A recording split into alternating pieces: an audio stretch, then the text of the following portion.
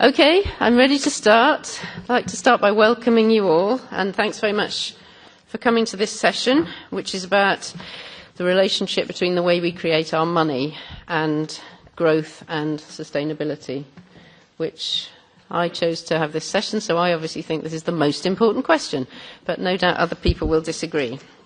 But just to say for a little bit of housekeeping before we get started. Firstly, the session is web streamed, so there should be people all across Europe who didn't want to expend carbon dioxide coming to Brussels watching us, or watching me now, and watching our speakers as they present. And you can use the Slido app to live comment. I must admit I have no idea what that means, but hopefully if you want to use that app, you're able to do that. I've never used Slido, but there we are. So that means that as people go along, you can ask questions even though you're not in the room. And you do that by going to Slido and typing in hashtag G054. So you could do that if you're in the room as well. But if you're here, you can just stick up your hand. But if you're at home, you can put in questions that way. And if you hear anything you think is very inspiring or interesting, as our presenters are telling you what they think, then use the hashtag postgrowth2018. So I don't need to say very much because I've invited these three speakers and I'm very interested to hear what they've got to say. And I know that they take sort of, should we say, complementary but slightly different views about this important relationship between money, banking and sustainability. And I really wanted to say in starting that I think it's completely appropriate that this conference is happening just 10 years after the anniversary of the collapse of Lehman's, which was on Saturday. And we had an interesting event at the Bank of England where we had a lot of speakers. We sort of went and shook our fists at the Bank of England down there and all commented on how disastrous austerity had been and, you know, how we hadn't seen the structural changes that we needed to see in banking. But I think I'm right in saying I was the only speaker who made the connection with sustainability. But to me, that connection is absolutely crucial because, you know, growth is ending. The attempts to kind of endlessly re-crank this poor, broken economic system is no longer working. And that's because of the way the financial system works and the attempts to pour money into the system through QE and so on has not led to the sort of returns to growth that we saw before, which is fundamentally a good thing, except that it only works if we also restructure the way our economy works. And I think that's one of the things we need to be looking at in this session. And I think the other point about the financial crisis and how it relates to what we're doing is that all the taxpayers of Europe, and particularly those that live in countries that have massive banks headquartered there, so particularly Brits, I have to say, gave a massive amount of money to keep the banks afloat. And what did we get in return for that? My view is we got continuing injustice, and we, in the famous phrase, socialised the losses and privatised the gains of banking, and that continues. And the frustration around that is one of the factors that gave rise to Brexit. I have no doubt about that. So you see the way that failing to deal with the problems in the financial system is destabilising our political systems. But also, I think you can conclude that the financial system owes us. And one of the ways in which that could be repaid is in terms of shifting their focus. So instead of maximising returns to themselves, they could lead on the sustainability transition. And so I think they absolutely have a responsibility to focus on sustainable finance. So really the question we're looking at today is whether growth is actually driven by money creation, and if it is, how does that process work? And is there a way of disconnecting the way we create our money system from economic growth, and particularly economic growth that's destructive to the planet? And what is the role of interest rates in that process? Those are the questions I'm hoping our panellists are going to answer. I'm sure they will. And then hopefully, like I said in the opening session, I sit here as a parliamentarian. I'm sure I share your objectives about what we should be doing with the European institutions and in the European institutions. But that's actually a tough call. And I mean, if you were here for that session, you heard Margareta Vestager kind of say, you know, she's open to a lot of the things we want to achieve, I believe, but we have to create the right sort of No, I won't use a military analogy here. We have to create the right sort of structure and framework and a proposal that can be fitted into the structures of the European Union. So if we have time after the discussion at the end, I think it would be really useful for us to use all the sort of mind power and willpower in this room to come up with some specific proposals, either for what the Commission can do or for what we can do in the Parliament practically to take this agenda forward. So keep your minds alert to opportunities to do that as we go through the session. Okay, so now I'm going to move on to our first speaker, which is Fran Boait, who's the Executive Director of Positive Money in London. And she's led the UK and international expansion of Positive Money. She's been a friend and colleague for a long time, so I don't really need to read this from a piece of paper. But Positive Money Europe launched in 2018, and they've been a great support to us here in the Parliament in some of the things we've been trying to achieve. And she's going to, with her colleagues, be launching Positive Money US in early 2019. So she's been committed to wider financial reform, and she's also Director of Finance Watch and a Senior Fellow at the Finance Innovation Lab. She was recognised as one of the most inspirational women in the city in 2017 by Brummel magazine. I won't ask what sort of magazine that is, because I fear I might know the answer. She has an MSc and a PhD from Cambridge University in geophysics. And she's also worked in various international organisations, including UN, Greenpeace and BP. So welcome very much, Fran. We look forward to hearing what you've got to say. Thank you. Thank you, and thanks so much for inviting me over. So Positive Money is an NGO that came out of the crash, and we were formed 8 years ago, basically because no one was talking about how money's created and the role that that played in the financial crash.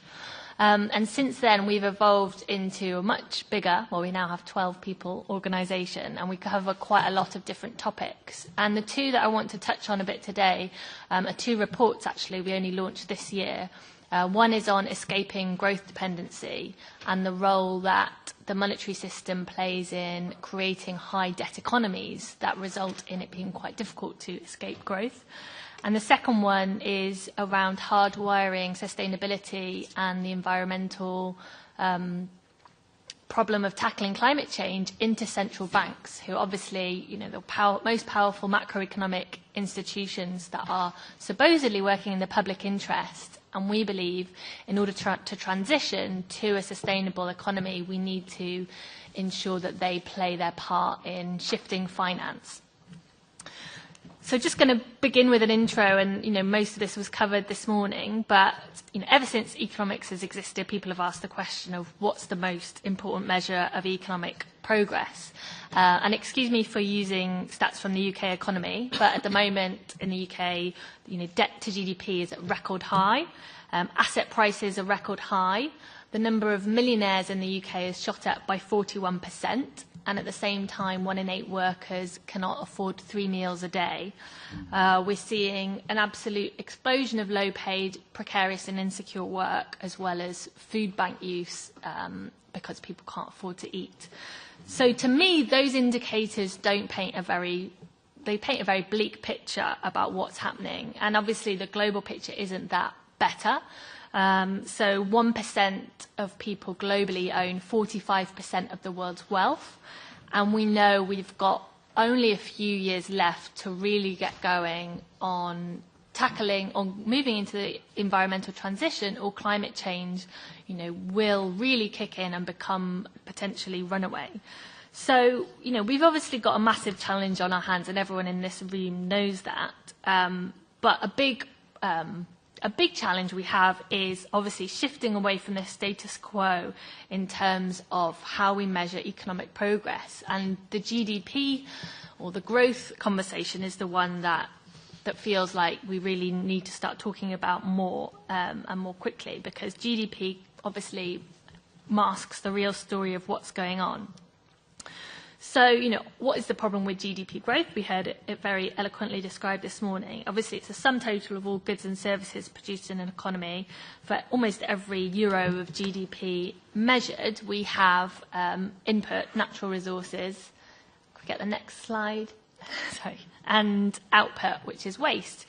And so, obviously, these things have impact on our environmental and our ecosystem.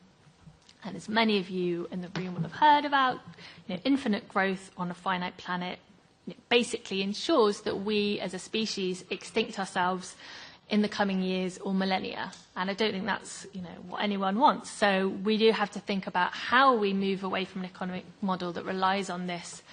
Can you move on 2 slides? Sorry, and then I'll go back.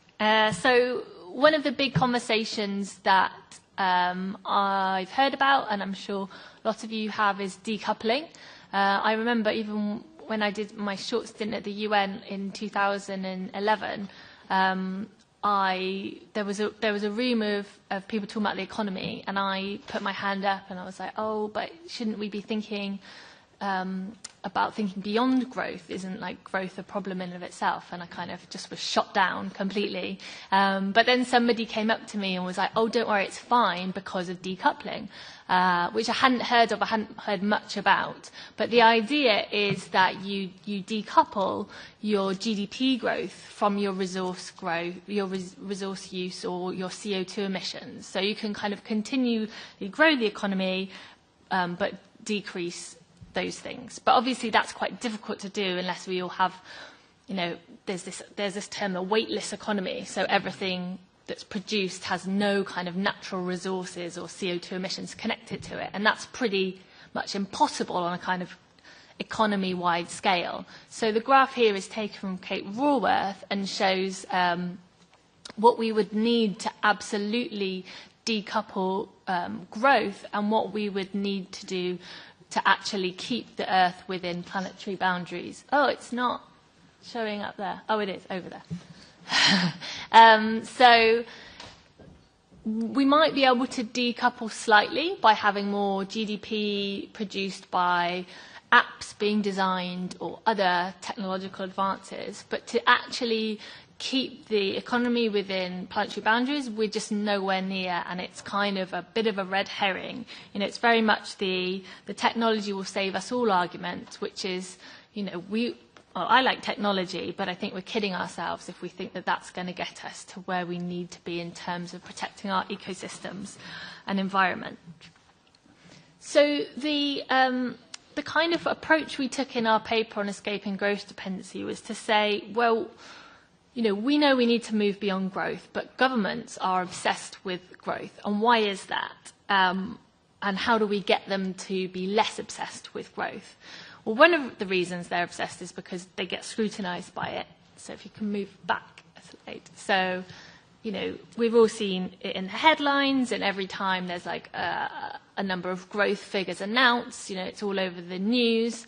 And, it's very much the kind of headline figures in the financial press, the economic press, and analysts and commentators will basically say a government's doing well or not well, depending on how much they're growing the economy.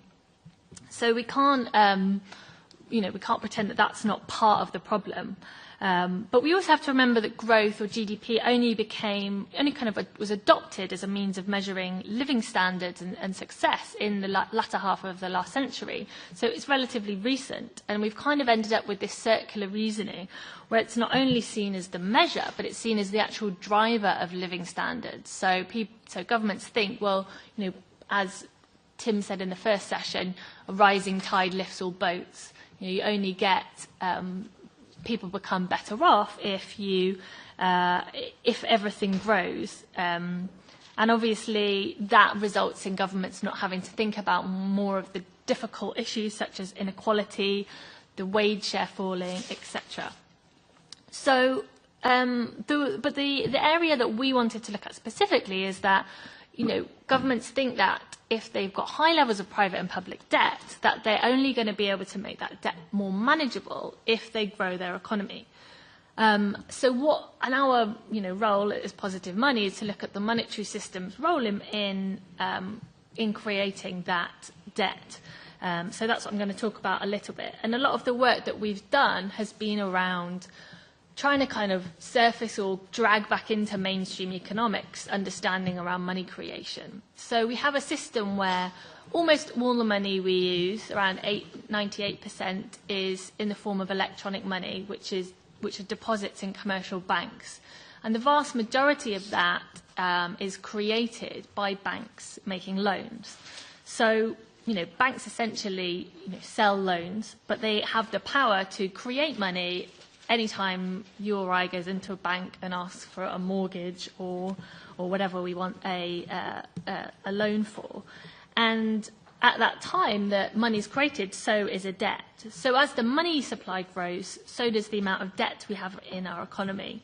And if we think that all of the money we use is bank deposits or IOUs from banks, then we have a situation where basically all of the money we use has also an interest on that. And we essentially rent our money from commercial banks.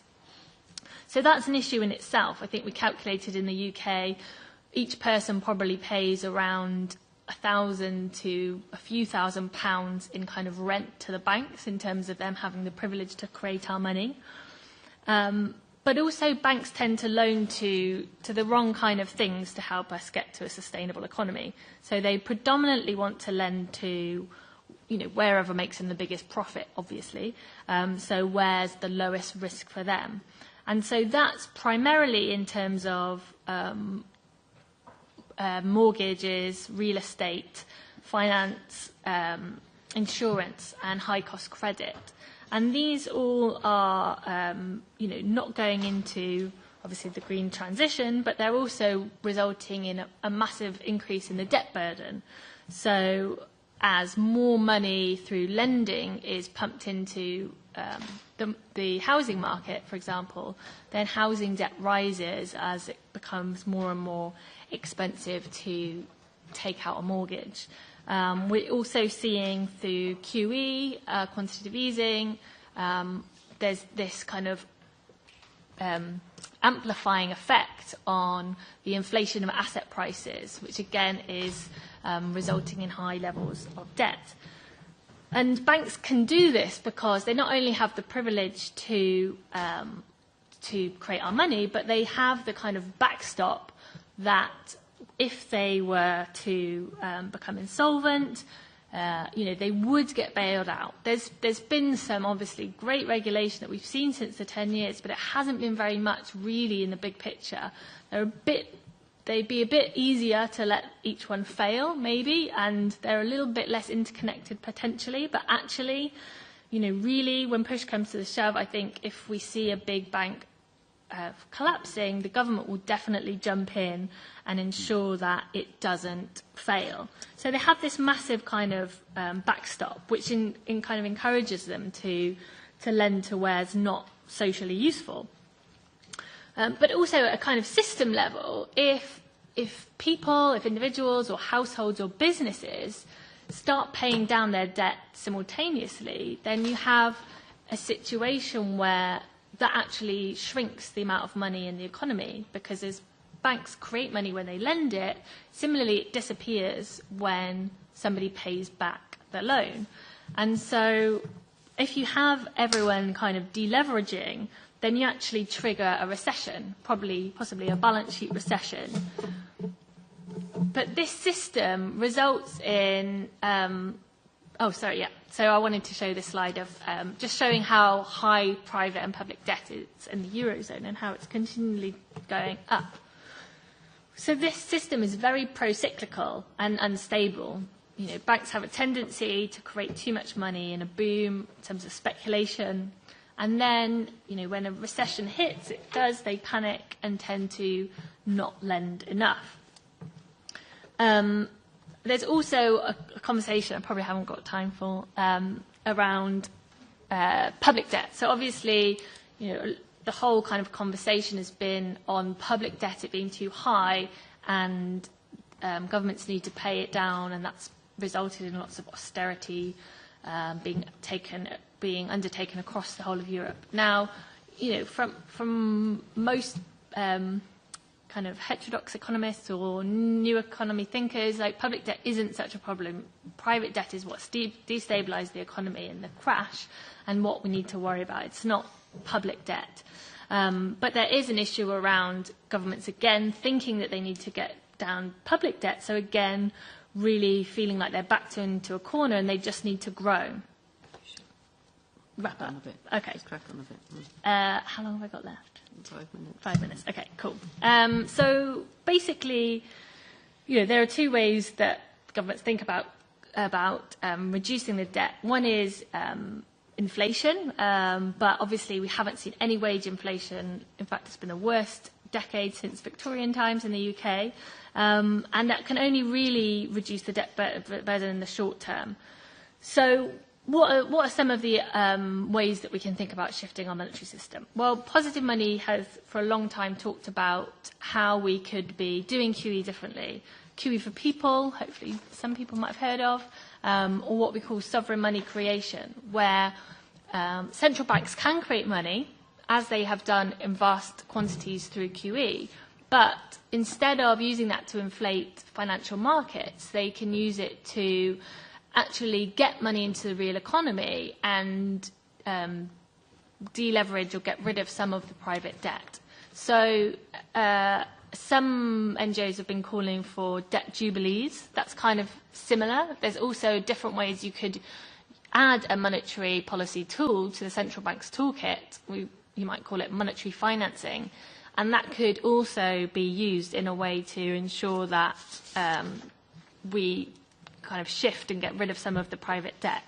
And we're trying to push the Bank of England and the ECB to start looking at new monetary tools before the next crisis, because there's a whole conversation around how central banks are totally out of tools, and in another recession, more QE, lower interest rates just isn't going to cut it. So we think the central bank's key in order to shifting our economy away from high private debt. There's lots of other things that need to be done and need to be considered, including how you get money or credit into the real economy, and not just into financial assets and housing bubbles. Because Molly asked us to talk about interest, I was just going to say a couple of things on that, which I think it is important to talk about. Obviously, it can be a driver of growth, and I think part of the problem is that the way that banks kind of lend money at the moment is obviously lower for things they perceive as less risky, and higher for things that actually, might help us towards a sustainable transition, and reducing inequality, like investment, like topping up wages. So there's definitely a conversation that needs to happen on interest. And we have one other proposal, which is even more radical, which is saying, let's actually shift the whole of the power to create money from the private banks to the state, and actually stop money being as pro-cyclical as it is. This would result in us having a system where when loans are repaid, it wouldn't actually trigger a recession. And so it could help us move away from having this very pro-cyclical monetary system that obviously results in crashes and in then governments kind of scrapping any environmental regulation in order to get the show back on the road, get the economy growing again, which is part of the problem that we have. And finally, I was just going to very quickly talk about our work on central banking and how we hardwire environmental sustainability into that. So a really important avenue in for NGOs was to talk about the corporate bond purchases. So, the one before. So both the Bank of England and the ECB have been buying, through the QE programs, corporate bonds, and they've been buying them disproportionately into fossil fuel companies. So, BP, Shell. So this just shows the corporate bond purchase scheme as in terms of how much greenhouse gas emissions there are, and so there's a positive correlation. And the next slide just shows, if you can move on, where some of the ECB corporate bond purchases have taken place. They've been disproportionately high in fossil fuel companies or high emitters. And so that's been a way into talking to central banks around how, if they're going to talk about climate change and acknowledge that that's a problem and part of their public policy is to work on it, then they need to actually look at their own corporate bond purchase scheme. And that's been challenging, and we're not there yet, but I think that they are feeling the pressure to change it. I just need the next slide. So there is in the ECB's articles, a line that is quite crucial to say that they do want a high level of protection of the environment, and that is a way in. But obviously, these changes would result in mandate changes potentially, changes to articles, so they're not straightforward. And in the UK, we've been also working on the institutions and how you would also get environmental sustainability into their mandate. And we've looked at the relationship between the Bank of England and its various committees and the Treasury and the department that works on energy to look at how you would actually hardwire that in. So these are all challenges, but I guess I wanted to end on something practical and possible that we're trying to do, which is to get policy change enacted sooner rather than later to ensure that central banks and the wider kind of macroeconomic framework starts taking into account climate change and environmental sustainability. Thanks. Brilliant. Thanks very much, Fran. Just thank you for ending on a practical note. We have, as MEPs, established that all the EU institutions are subject to the Paris Agreement, which includes the ECB. And we, from inside, as you know, with support of Positive Money, have been trying to pin down Mario Draghi. I mean, we've been trying for some years, and it's quite annoying that now the QE program's being tapered, and it's done a lot of harm, whereas it could have been doing a lot more good. Anyway, that's a practical thing we might come back to at the end. Before we go on to our next speaker, which will be Thorsten, does anybody have any questions specifically to Fran, rather than things they'd like to bring forward in the discussion? I'll give you that chance immediately after each speaker, but if you haven't, that's fine. We'll move on to the next speaker. So I'd like to introduce Thorsten Guthke, who is Director of the Associations of German Public Banks. And hopefully he's going to explain the difference between money created by public banks and money created by private banks, which I think is a really fundamental one. So he studied law in Germany and Italy, and particularly European law. He has a doctorate from the University of Würzburg, and was a partner in a law firm dealing with European commercial law. And from then he moved on to advocacy positions, particularly focusing on retail banking, financial inclusion and corporate social responsibility. He's been in his current role since 2014, and that's, as I said, Director of the Association of Public Banks, and he's their Head of European Affairs. So he's in charge of key issues of European politics, including the Capital Markets Union. He also works on sustainable finance and on tax issues. And we're trying to get some public banks set up in Britain, and he was very kind to come to Plymouth and help us in that work. So I hope he'll be able to talk about the particular role that public banks can play in building us a more sustainable economy. Thank you. Thank you, Molly, and good afternoon, ladies and gentlemen. Indeed, perhaps a few words on the public banks. Well, this association comprises two types of public banks. In fact, there are public commercial banks and public development banks that are both in the hands of the governments. And one of our mottos is acting in the public interest. That means the public banks are mainly active there where the commercial banks are not or not sufficiently active. It's rather at the both rims of the spectrum. Main activity is SME funding, and on the other hand, we can take, for instance, huge infrastructure projects with long-term maturities. There's also a European Association of Public Banks in which we are a member, with which we share the office. So you find public banks almost everywhere in Europe. In Germany, they are quite numerous. There are 61 in all, whilst in other countries it's between 1 and 3. Though they are bigger but less numerous. Yeah, according to today's conference, I would like to share two initial considerations and then grapple with the core issue. I picked the question, how does the creation of money relate to ecological damage? Money is, first and foremost, a means of exchange. It is practical and useful for credit formation and for growth. If you compare it with gold ingots, you will have higher transaction costs. Money is, as such, a very efficient means of exchange. It contributes to saving resources. If you then compare it with cryptocurrencies, what is different there? Well, you don't need to print any bills no longer, which is an advantage, whilst on the other hand, you do have very high energy expenses already now. Why?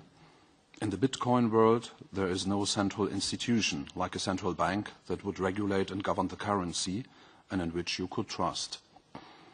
With respect to conventional money, you can trust in the state and its government and central bank. Once Mr. Draghi has signed a 10 euros bill, you can be sure that this bill will have the equivalent value, even if this is not the case in any country. As far as Bitcoin is concerned, instead, trust must be built on algorithms in order to make sure the system cannot be cracked or hacked. The computer capacities that are necessary for this purpose are significantly high and need huge amounts of energy. You have understood such energy and computational costs are thus quite like an insurance premium. My second initial consideration points to the compatibility of the current financial system with the sustainable goals. Sustainability is not a value as such. Investors look out for the yield. From a banking environment, I can tell you that the majority of investors' attention still needs to be explicitly drawn on sustainability features. In order to attain an interesting yield, it must be a good investment to them. There are nevertheless mind-changing processes. Let me give you an example. Investors progressively withdraw from coal. And why? They do so for several reasons. Coal industry and coal-fired plants are nowadays less perceived as in keeping with the times and are more and more discussed with respect to the impact on environment and climate. This investor behavior is strongly mirrored by politics. On the long term, coal and coal-fired plants are not considered a very safe investment, at least in a number of countries. Following these initial considerations, I would now come to the core question if the current design of the monetary system is compatible with a sustainable society. So what does this at all mean? We want to achieve a low-carbon, resource-efficient and sustainable society and economy. My first statement in this respect is the current monetary system is suitable to set good incentives. Legal bans can be helpful in terms of supporting measures, but one should keep a low profile with it.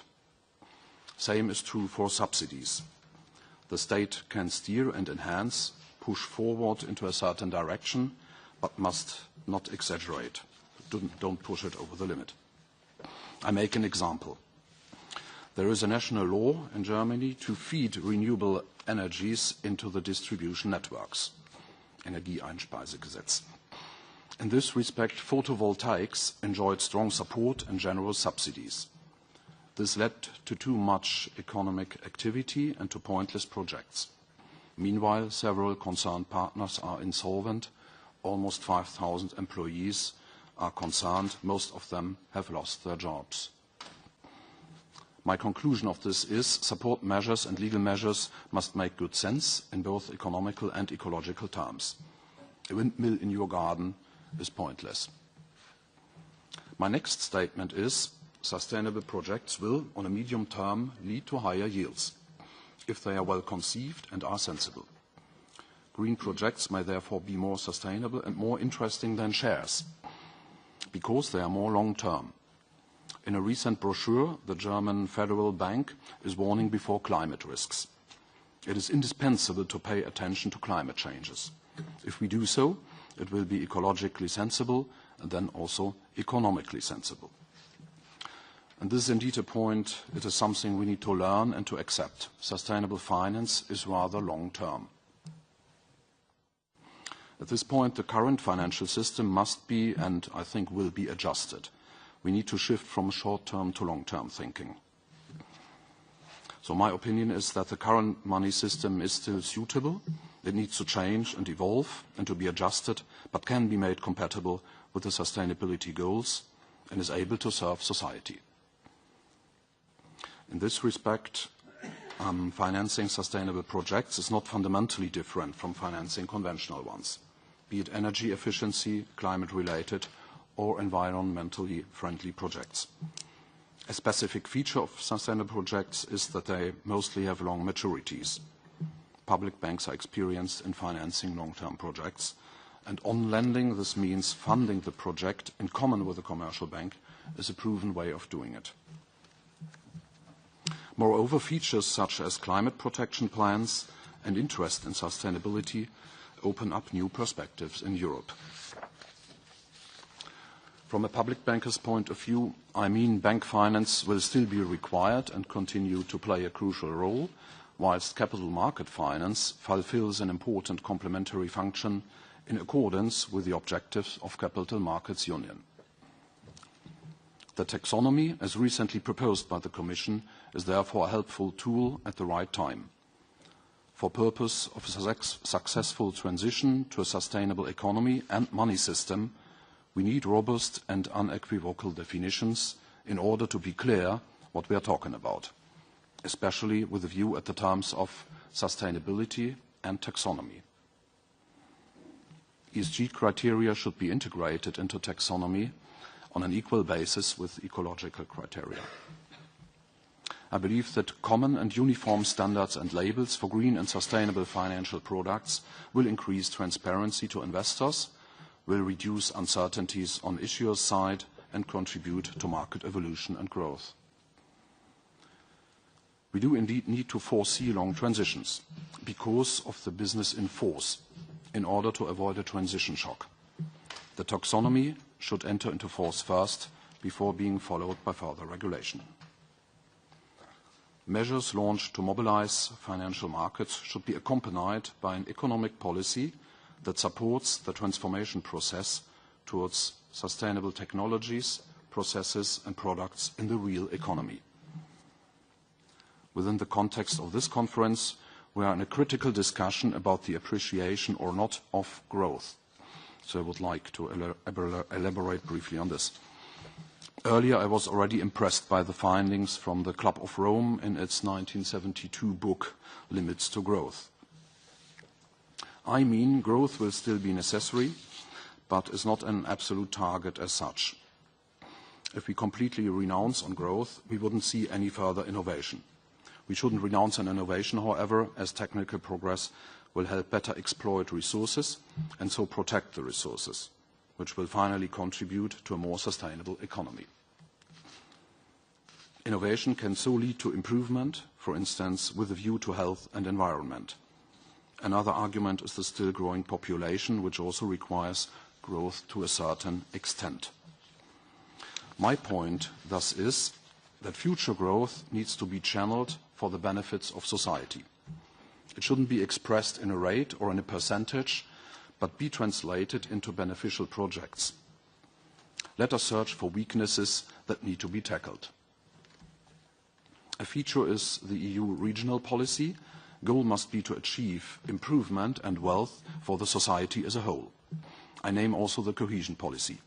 Public banks are very active in those areas. They competently accompany energy transition, social housing, and the construction of schools, kindergartens, and hospitals. A key activity for the purpose of reaching such goals is SME funding. When we integrate people regionally and locally in the labour market, this will contribute to tax revenues and will bring down transfer payments from wealthy regions to poorer regions. As we currently observe, lost regions do finally strengthen populism. So I would then say some words towards the end on the relationship between interest rates and growth. Earlier economists believed that if the willingness to invest was weak and the desire to save was strong, the interest rate would fall to bring the two into alignment. John Maynard Keynes thought the task of the interest rate was to persuade people to part with money and hold less liquid assets instead. You perfectly know his diagnosis that very low asset prices would depress capital spending and finally result in diminished production and recession. What does this mean translated to our current context?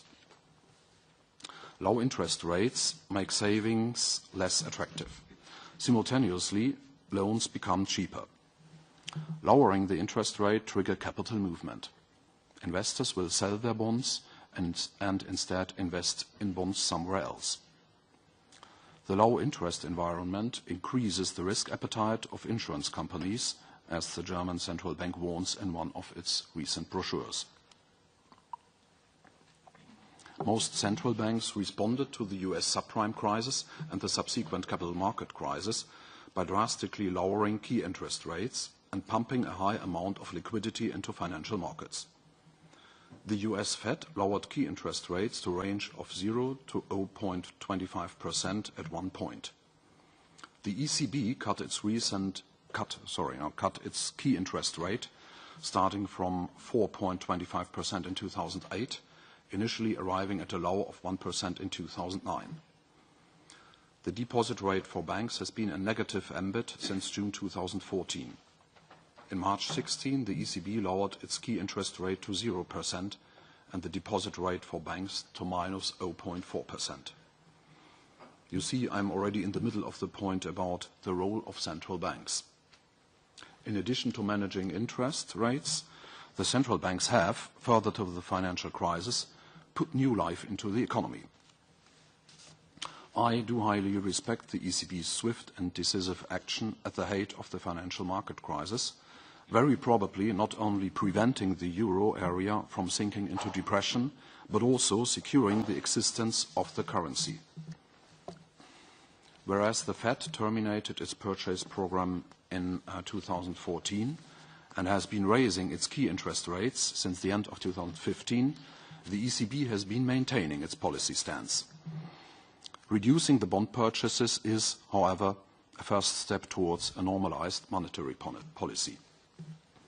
When so judging about quantitative easing, let me state that too much money has been given into the system. The inconvenience is obvious.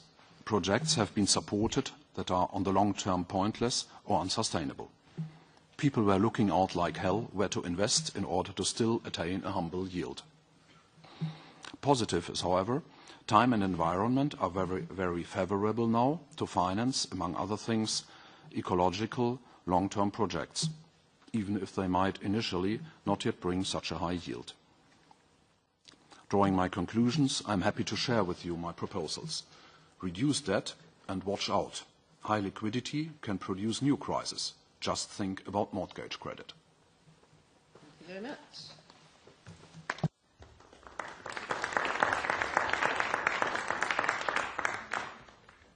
Thank you very much, Thorsten.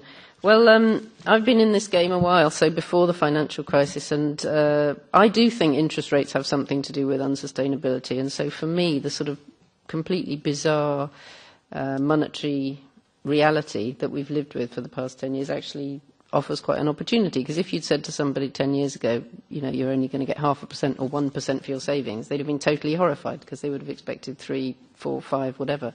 So in a way, I think this is the point of this conference, is to say we're living with the end of the existing economic system, and that offers us opportunities as well. So to me, the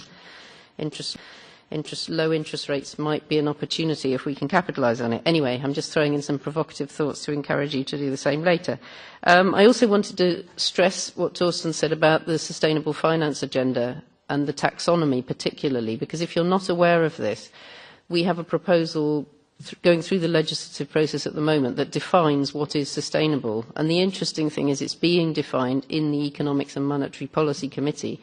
So effectively, eventually that will then say, well, that sort of investment has a green mark if it's a bond or if it's a particular kind of loan or whatever, and we're defining which activities can be considered sustainable. So please do get involved in that discussion, because I can guarantee that there's far more knowledge about what a sustainable investment looks like in this room than there is in the Economics and Monetary Policy Committee that sometimes sits in this room, actually. So, you know, to me, it's a really exciting thing that we're defining sustainability in the Economics Committee, but it also risks the fact that, you know, that's not particularly where the expertise is. So please do follow the Sustainable Finance Agenda and add your thoughts. Again, I'm going to give you an opportunity to raise anything with Thorsten if you have anything particular. Yes. Yes, I'll present myself again. Martin Schmalzried from Families Europe. I just had two issues that I want to bring up. The first one is you were talking about trust and money and the fact that you need trust to have this kind of stability. And then you mentioned cryptocurrencies. I mean, arguably the actual emergence of cryptocurrencies is because people are distrustful towards the system. Otherwise, no one would think of investing 200 billion in these weird things that probably less than 1% of the population understands. So I mean, cryptocurrencies are actually a reaction to the mistrust that people have in the system. I think that's something that you kind of didn't really quite capture. And the second thing is this idea of useless projects that kind of are a burden on the system. I think that's an ideological statement because different countries like the US have a totally different model. They lend out to almost anyone. They have a very generous insolvency law. And as long as growth offsets the number of projects that fail, it doesn't matter. If they have 5% growth and they have 2.5% of projects that fail or whatever, just lowers the growth by a certain number of percentage. Here in Europe, we have a mentality where we're excessively cautious. We make sure that every single project has to succeed. But like I said, in other countries, so long as you have enough projects that offset the losses or the excess money that is injected into the system, then you don't have a problem. It's always the stability of the monetary system is always a balance between the number of goods and services that are available in a country, in a society every year, and the money supply and the speed at which money changes hands. So as long as there's enough creation of goods and services, you don't really care. You can even lend blindly. Just make sure that there's still enough creativity and creation to offset the useless projects. Thanks. Okay, any more questions before we go back to the speaker? Yes. Thank you very much. Thank you for your introduction. But I think you ended a little bit with a cliffhanger. So I agree we need to reduce debt. But what would be your top 3 measures to take to reduce the high debt levels that we're having at the moment?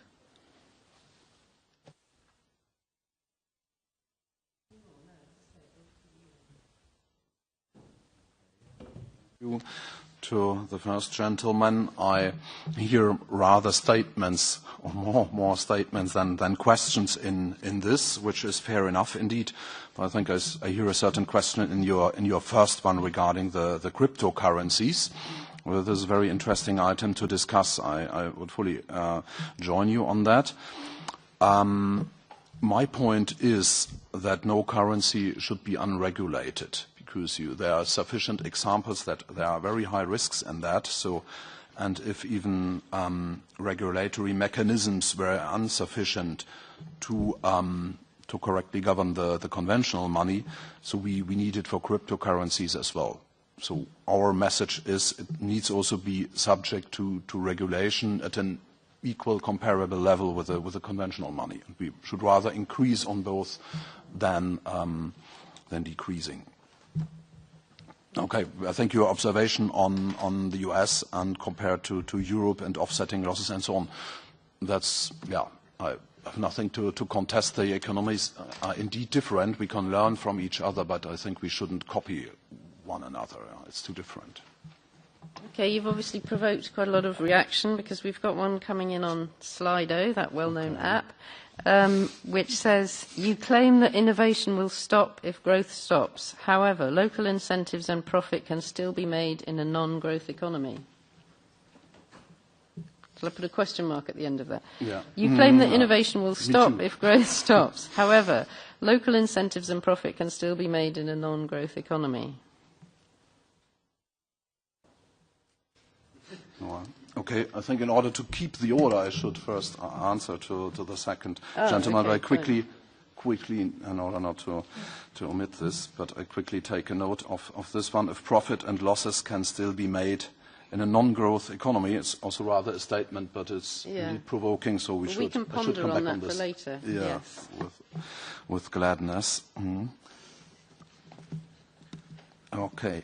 So what should be my key messages on reducing debt? Please don't count it necessarily, but I think we're a bit limited by the current environment, but we should take advantage of that as much as we can. Once money is there, it's very simple. I would really put it a very high priority to reduce debt, because you know all the disadvantages of debt. You need to pay interest. You need to pay back the debt. So in my view, it should be reduced. This is clearly the point. And initially, you spoke about increasing the economy as usually used tool to encounter that. Well, it's a very complex discussion. I think we should use the different tools in appropriate ways. Perhaps we can discuss this also later, because it's quite complex. It's difficult to answer this in a few I agree. few This would be a really good one to come back to when we get to the wider discussion after the three speakers, so thank you for bringing that up. Okay, so we're going to move on to our third speaker now, which is Josh Ryan Collins, who's the head of research at the Institute for Innovation and Public Purpose at UCL in London. So that's a new research and policy centre focused on how the public sector can shape and create markets to deliver public value.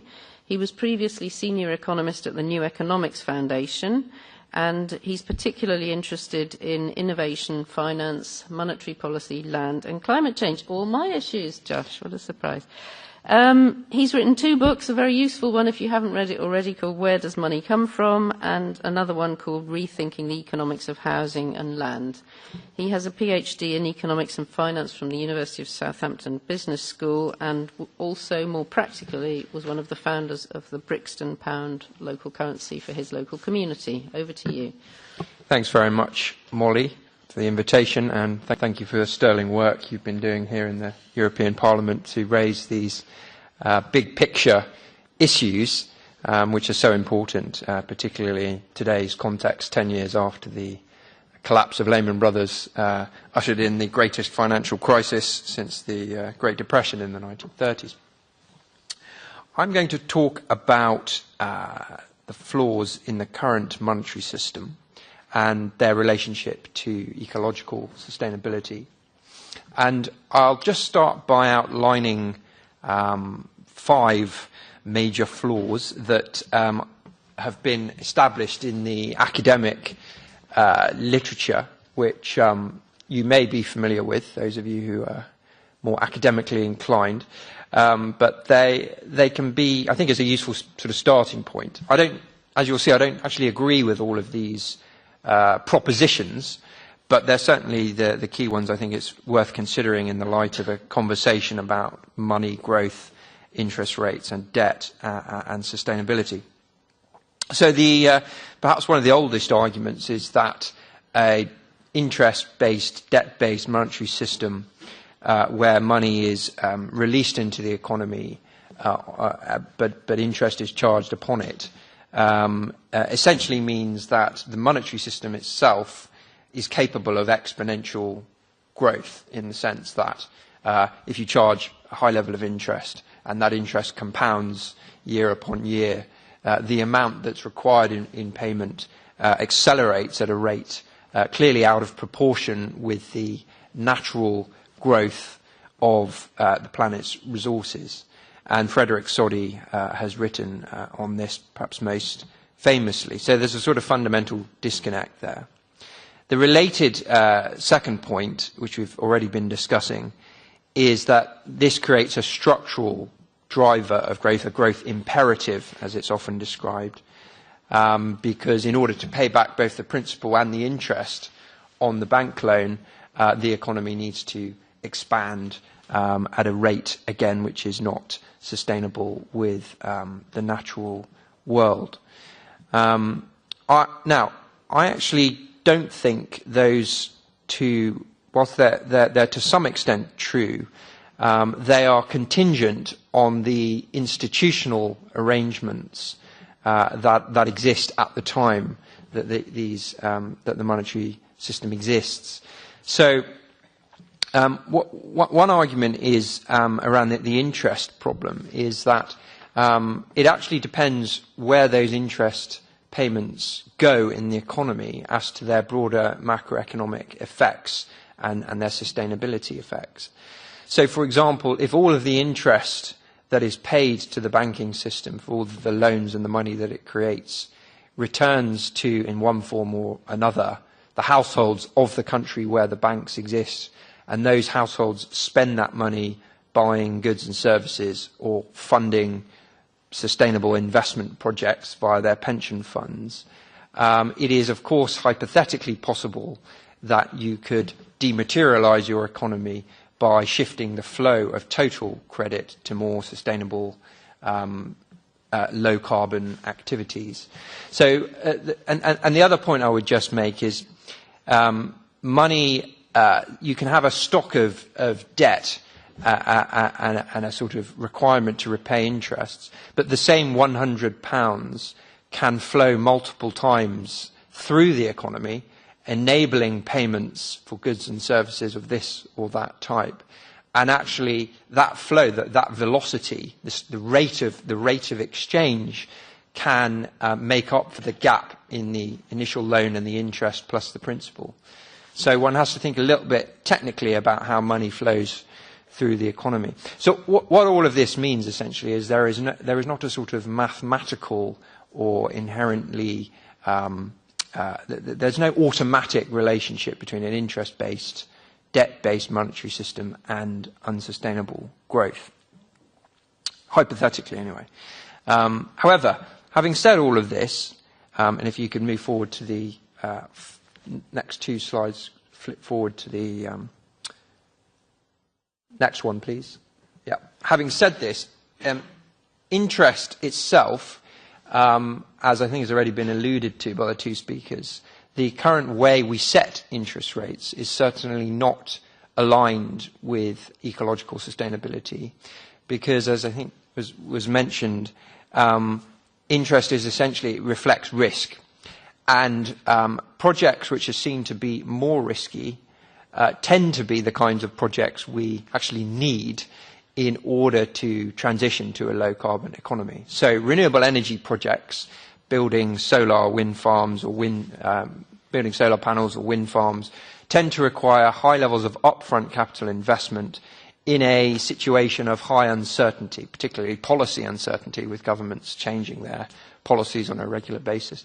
This makes banks quite averse to these type of projects unless there's a very high interest rate to sort of compensate for that risk.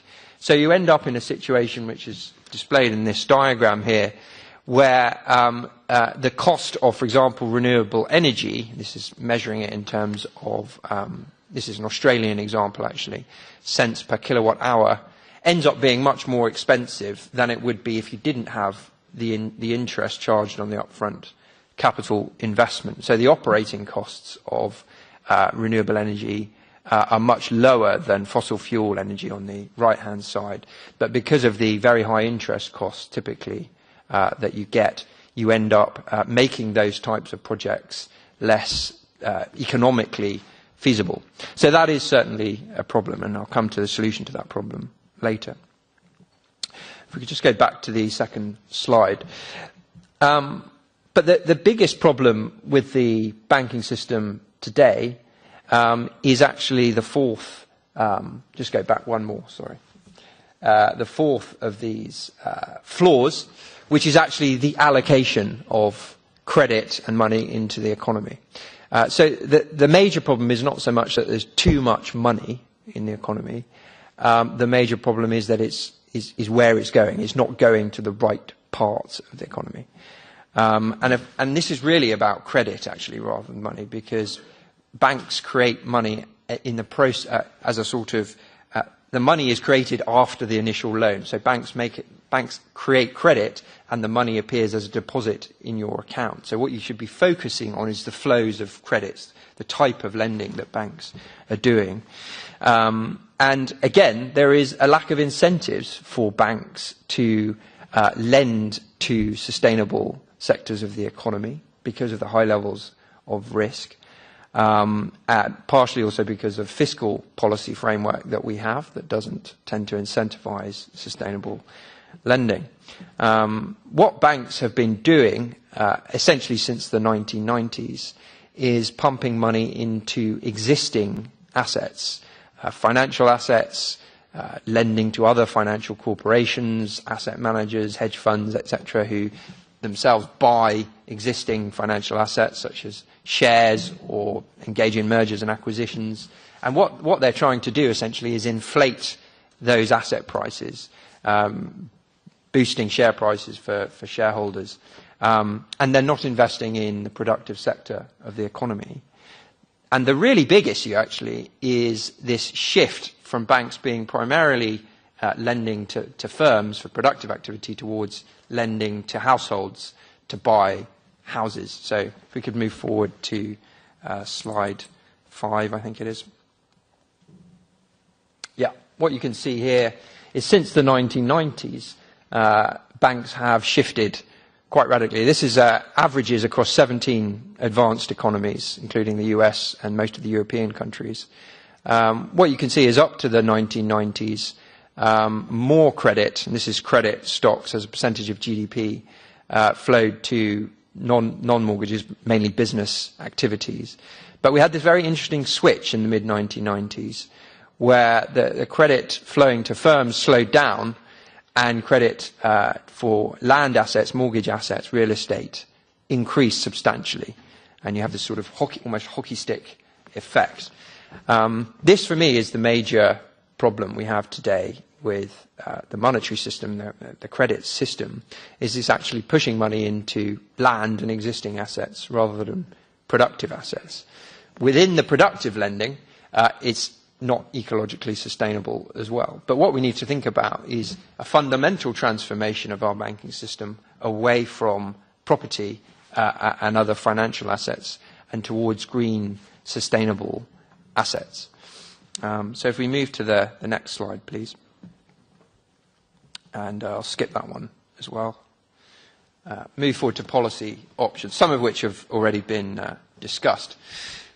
One which hasn't been discussed is this concept of credit guidance. It's not known to many people, but for most of the post-war period up to the 1980s, most advanced economies actually directed credit into those priority sectors of the economy, typically manufacturing, export industries, other industries where there was high levels of employment, high value added, decent wages, essentially. There were a variety of tools for this. Central banks would informally essentially tell bankers, we want more of your credit to go to this part of the sector, otherwise we'll withdraw liquidity from you. And there were more formal arrangements as well, a variety of terms for this. This was also key, and is still key, in East Asian economies, this kind of tool, where essentially credit is guided, credit is directed. We stopped doing that in advanced economies in the West in the 1980s, when we fell under this spell that a free market in finance and credit would optimize the efficient allocation of capital. That illusion was brought to earth, of course, with the financial crisis, but very little has been done since the crisis to re-engage with the policies that existed back then. The second major step forward is greater coordination between the central bank and fiscal policy. So central banks used to be less independent, and they didn't used to solely focus on inflation. They used to support governments' industrial policies. They would monetize a proportion of government debt, again, in order to support fiscal policy. In Canada, for example, between the 1930s and the 1970s, around a quarter of all debt was effectively monetized by the central bank. Most successful period in Canada's economic history. The third major area would be a larger role for state investment banks. Now here, of course, in Europe, we already have an advantage because we have an extremely successful example in Germany, the KfW.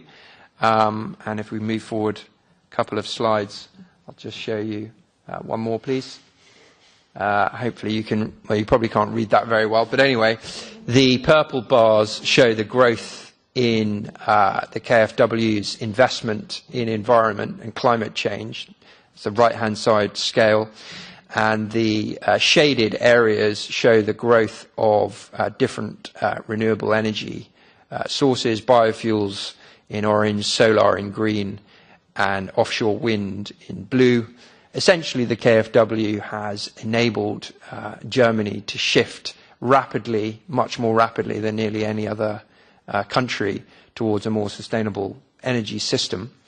The feed-in tariff, which many people credit with the shift, came in much before the finance came, and arguably had less initial impact. So we've got a wonderful example of actually how to get credit into the sustainable sectors of the economy. The other thing that KfW does as I'm sure Thorsten knows, is it subsidises local public banks and cooperative banks making lending to renewable sectors of the economy at the local level. So that's a great example. European Investment Bank is also another very strong example, one of the largest multilateral investment banks in the world. But I see no reason why every European Union country should not have a large investment bank. In the 1970s, 50% of all bank assets were publicly owned. That's fallen considerably. And I think we need a much more of a mixed economy, and we need more banking institutions with a public purpose rather than banking institutions, the shareholder banking model, which are focused on double-digit returns on equity every quarter, and inherently tend to drift towards larger loans that are perceived to be less risky, typically mortgage loans where you can get the house you can use the house as collateral in case of default, or loans to financial corporations, which tend to be a bit more risky, but also tend to be quite large, where you can charge higher levels of interest. That incentive structure is not going to enable us to transition to a low-carbon economy. So we do need different types of banks. Finally, we can just move back to my recommendations. Stakeholder banks. And Thorsten's grand example of, I'm sure can fill us in more on this, but stakeholder banks de-risk their loans not by always requiring collateral in terms of property, but by actually getting to know their businesses in depth over a period of time, building relationships. This is relationship banking rather than transaction banking, where you just credit score the borrower on the basis of their past credit history. Relationship banking enables you to de-risk your loans, and you get to understand the region or the local area much better, and that means you can keep lending even in the bad times, which cooperative and many local public banks in Germany and other countries in Europe did during the crisis, where lending from the shareholder banks dropped off rapidly. And again, I think this is an opportunity if we can steer this kind of stakeholder banking activity towards green products. And finally, I just want to say fiscal policy is also really important here, because we've got to create demand in the economy. We've got to crowd in productive investment into sustainable activities rather than worrying too much about crowding out the private sector and private finance. We need to provide direction for finance and innovation. Innovation has a rate, but it also has a direction. And the type of financial innovation we've had over the last 30 years leading up to the crisis has been the wrong kind of innovation. It's been financial innovation around housing, property, and financialization rather than green innovation. And there's lots of evidence to suggest it's actually the public sector and the state that is most able to take risks with early stage R&D to then bring in the private sector. So I think that there's a key role for governments and for the European Union in taking the lead and taking the private sector with it. Thank you. Thank you.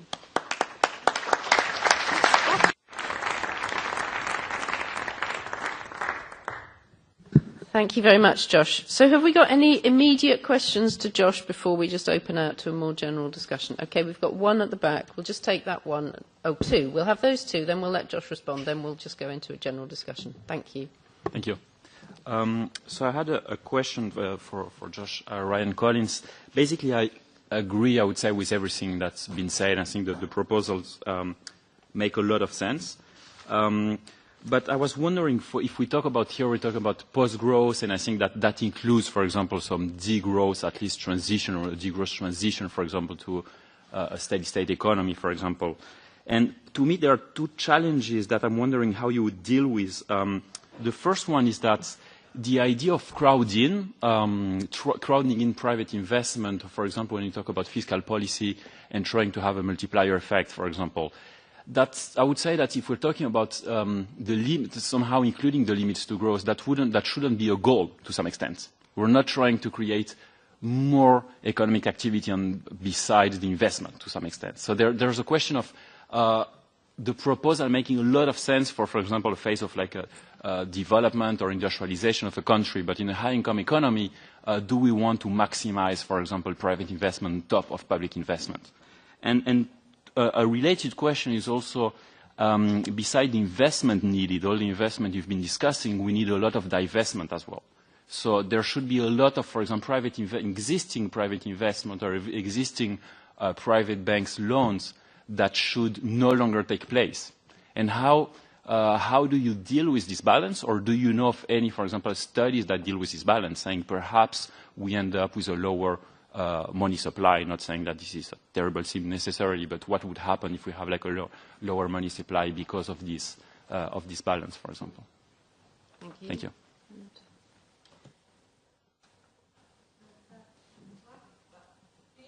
Yes. So thank you very much.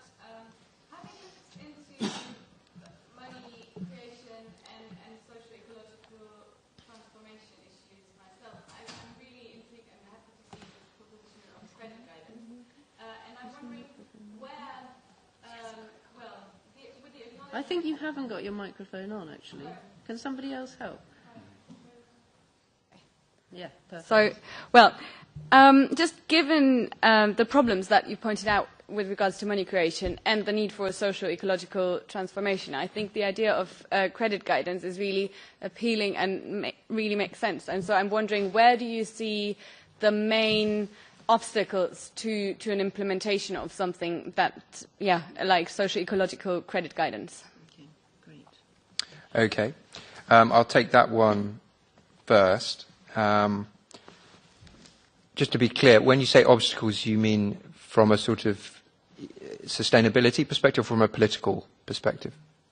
Well, maybe more from a political perspective, okay. I guess. Yeah. So the political challenge, I think, is we are politicians and policymakers and many economists, I think, are still very much hold a mindset that the market, if it's just sort of nudged a bit or if there's sufficient information out there, is still a more efficient allocator of capital than the state. They worry, I think, excessively about the problem of government failure more than market failure. And I think that is just an obstacle that we need to be chipping away at constantly. I mean, we're doing research on this very topic at my institute in London. Essentially, if what you're interested in is changing the structure of the economy, i.e. a quite dynamic form of policy change, it's very hard to ex ante predict exactly what the right policy choice is. And thus, just leaving it to the market is not always sufficient. If what you're interested in is sort of incremental innovation, small adjustments to create slightly more cost-effective processes, then there's a stronger role for the market. But we're talking about a massive transition to a low-carbon economy.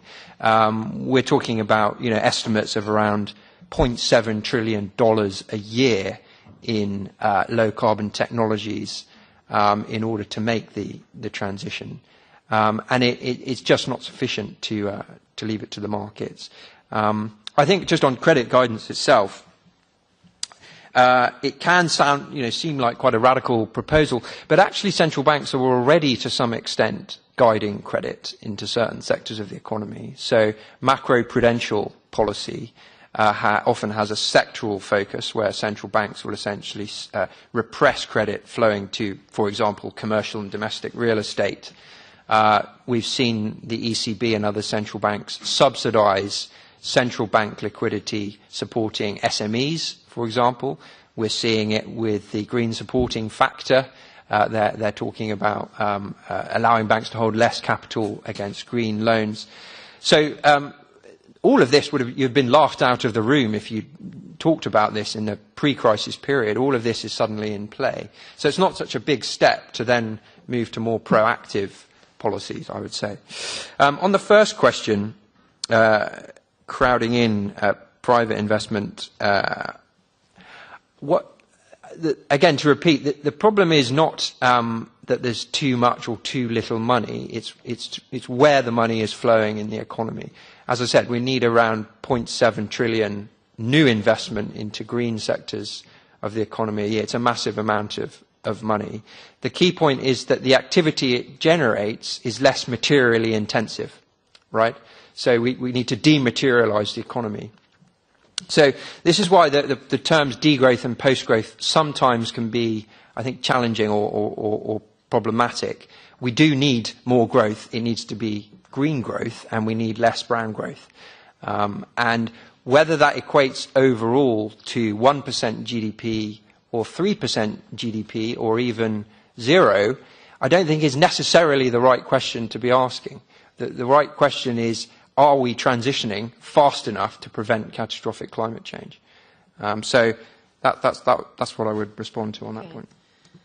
Thank you very much. Just on the question of credit guidance, I can tell you that I did introduce that here in the Parliament, and there was incredibly small amount of support for it. But I think Josh is right to say we have to keep bringing it back. We have to keep saying, credit should be a social resource. It should be directed towards things that are socially, environmentally beneficial, and just keep rejecting that sort of narrative that says markets solve problems. I mean, look at the finance markets over the past 10 years. They've created problems. They haven't solved them very largely. I'm accepting public banks here, obviously, because I've got Thorsten here with me. And KfW obviously has been part of the solution and is a member of the German Public Banking Association.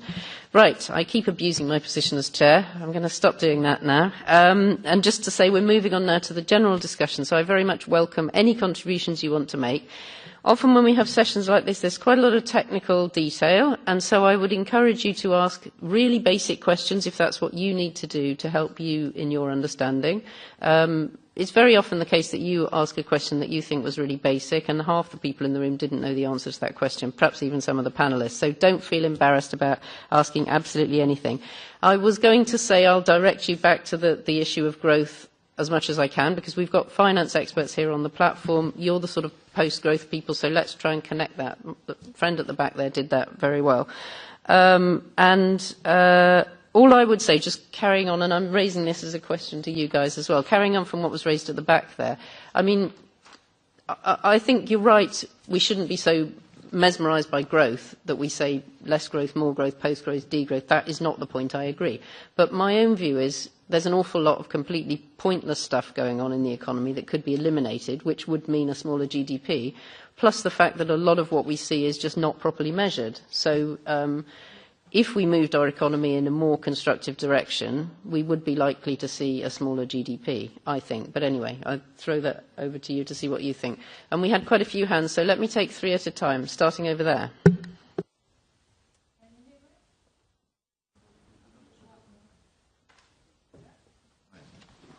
Now does it work? Yes.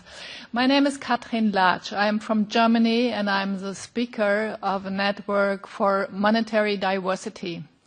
And that is connected to my question. I would like to know, where are the examples for useful alternatives which we need for the transition we would like to support? And I would like to give you 2 of those examples.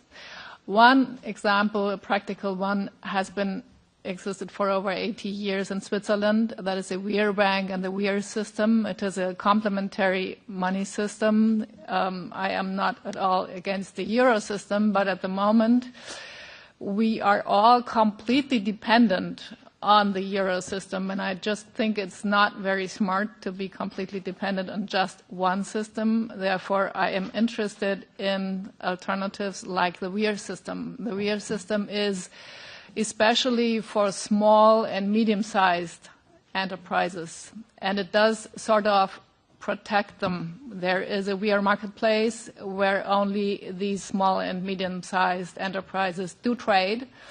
And, of course, there is no Amazon. And in respect of the public banks in Germany, which, of course, I support very much, I would be interested if there would maybe be a possibility to find out if a Wehr system might be interesting for one of those banks as well. The second example, which I think might be interesting, is time exchange systems. We do have a huge problem regarding the growing number of elderly people in Europe. We do have a problem with the pension gap, and of course there are very good initiatives like the PEP, but I do fear that maybe the PEP will be a good business model for huge international companies like BlackRock. And maybe we should look as well to the basis of our society, to the neighborhoods, where could people maybe exchange time just with their friends and neighborhoods and the small towns. So maybe it would be a good option for the European Union to set up a program which provides data protection as well, that the people in the region can get into contact and do exchange voluntary working hours.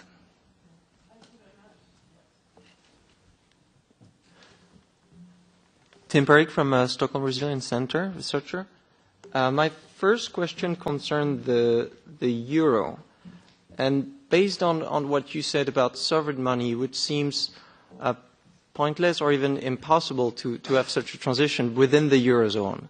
So my question is simple. Is the euro as a currency standing against a post-growth future? What's your opinion on this? And my second question would be a bit more specific on what you just raised, which is the interaction between a potential sovereign money reform and complementary currencies. Because in the monetary literature, those two have been just discussed in two different silos. But now, like degrowth activists and researchers, they've been advocating for both. So I just wanted your insight as monetary specialist into how and if those two could be coupled somehow into a new monetary system that would be more sustainable. Thank you.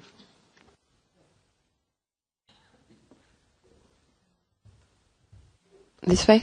Yeah. Hello. My name is Aline Fares. I had two remarks, questions. One is that we know that there is much pressure exerted from capital, be it in the form of credit, be it in the form of investment, because this capital is asking for returns. It was mentioned.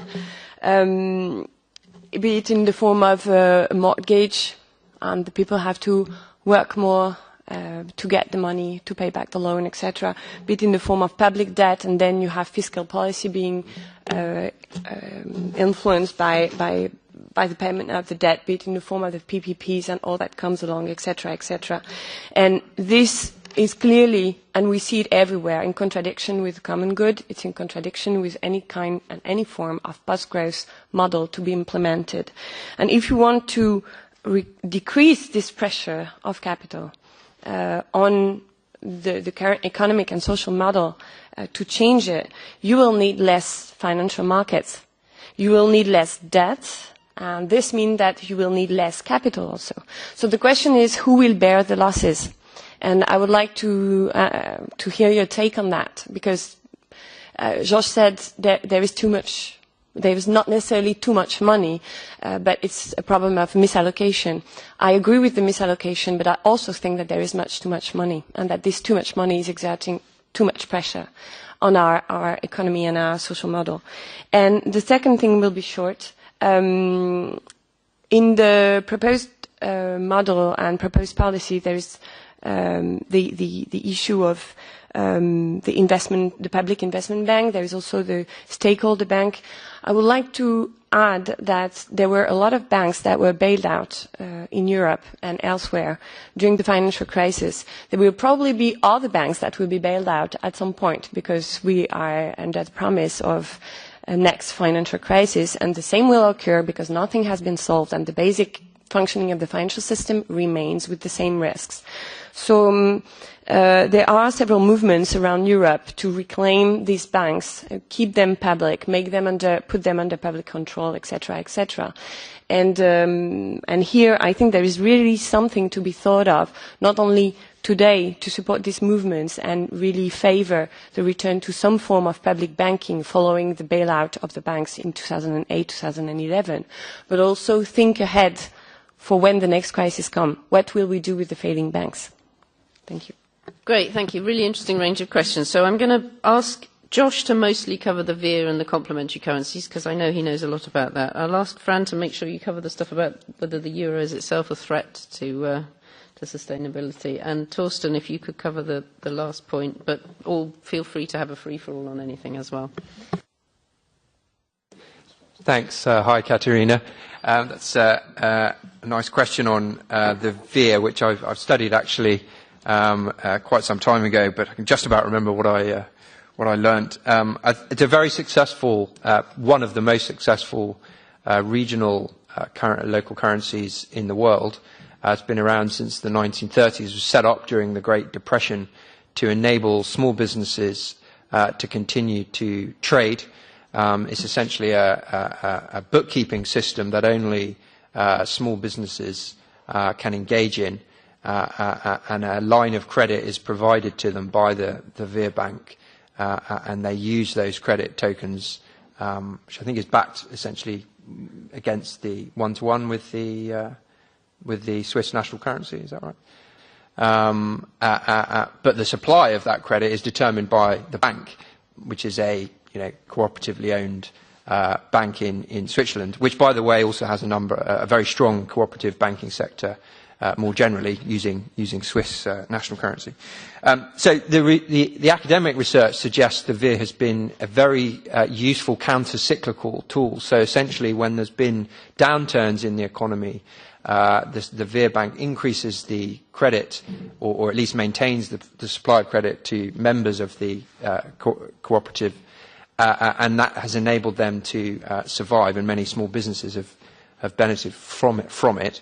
I do think this kind of model, this kind of cooperative closed-loop model specifically designed to support SMEs, could be scaled out more broadly across Europe and could coexist with the euro at a regional level. Sort of city region would be the scale I think it would be most usefully applied to. There is another very nice example of a similar system in Sardinia called the Sardex, which has been very successful in one of the poorer areas of Italy, and again, similar counter-cyclical properties. So I certainly support that. Time banks, I think, are also extremely useful tools. Again, the question is kind of how do you scale them up? But certainly they have enormous social benefits. I'm less sure about the ecological kind of potentialities of them. I just pick up your point about sovereign money and its compatibility with local or regional currencies. I think it's a really interesting and under-researched question. I see no reason really why you couldn't combine these two innovations.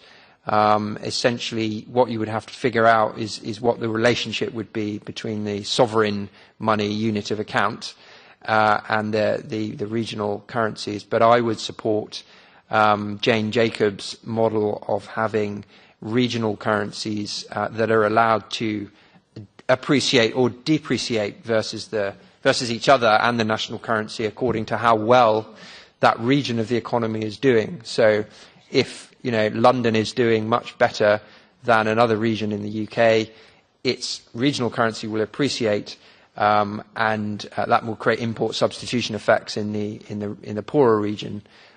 So you might get a more balanced economy. But all of this, I should say, is quite a long way away at the moment, which is why my presentation focused more on sort of, I guess, big picture policy reforms.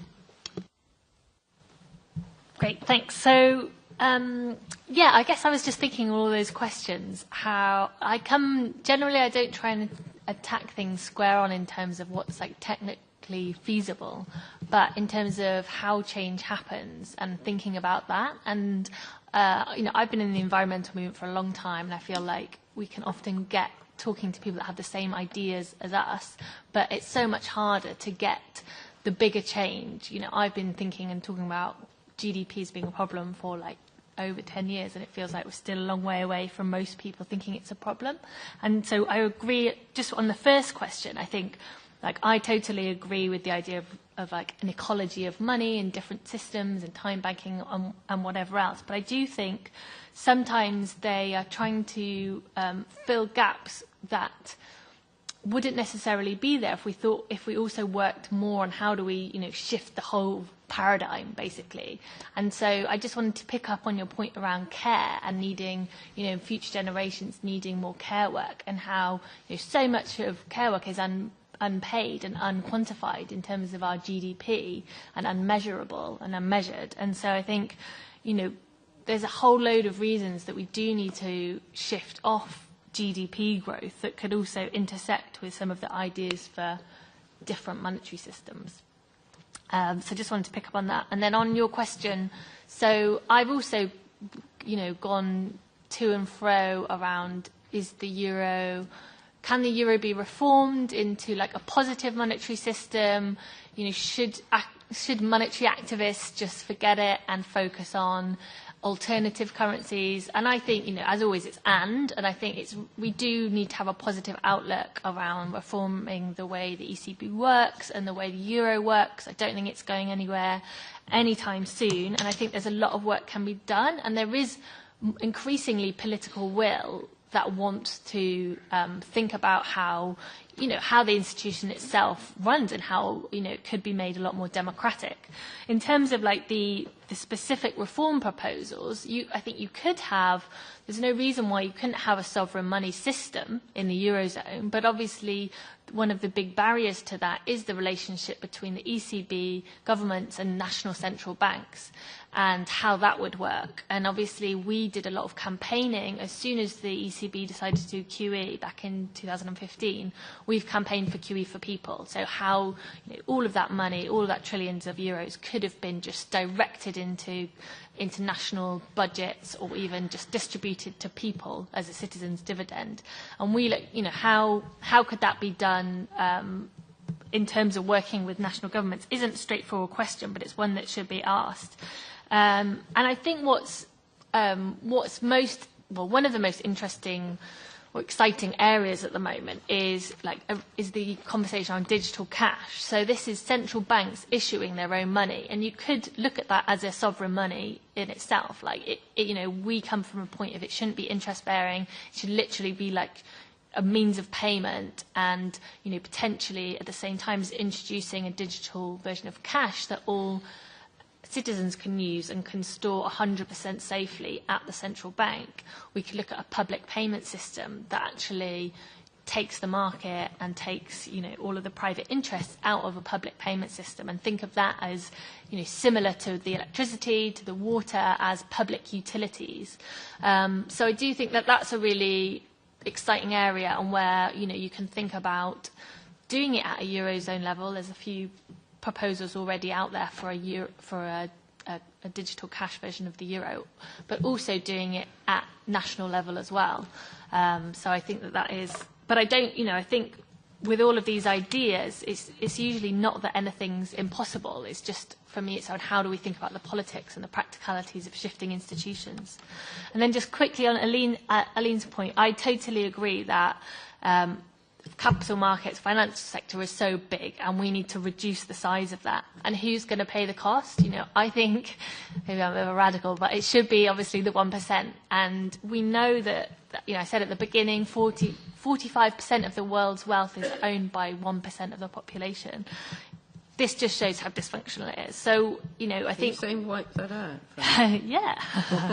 But I think that was been when I've been talking in the UK recently, around 10 years, I feel like we're on, because of Brexit, there's a real crossroad to finance. And all of the mainstream, the elites, the Bank of England governor, the government want to double down and say, the UK can be the centre of global finance. We can be where we export our financial services and global financial markets, come here. And you can't have that at the same time as an economy that puts people and citizens first. Like, those two things just aren't compatible. And I think so many people in politics still think they're compatible. And that's a real challenge. It's like we can't have it both ways, and we do need to shrink the size of them. Okay. But not Thorsten, obviously. No, not the public banks. It's your turn. But that was the other question. It's up to me now. I think there are indeed many interesting points raised, so I would have appetite to reply to some of them, but I think I start with the question of the lady up there. I think it was on what we do with failing banks in a crisis. That was your last question. It was about who bears the losses and how can we, do we implement this kind of solution that we take over these banks? Okay. Mm-hmm.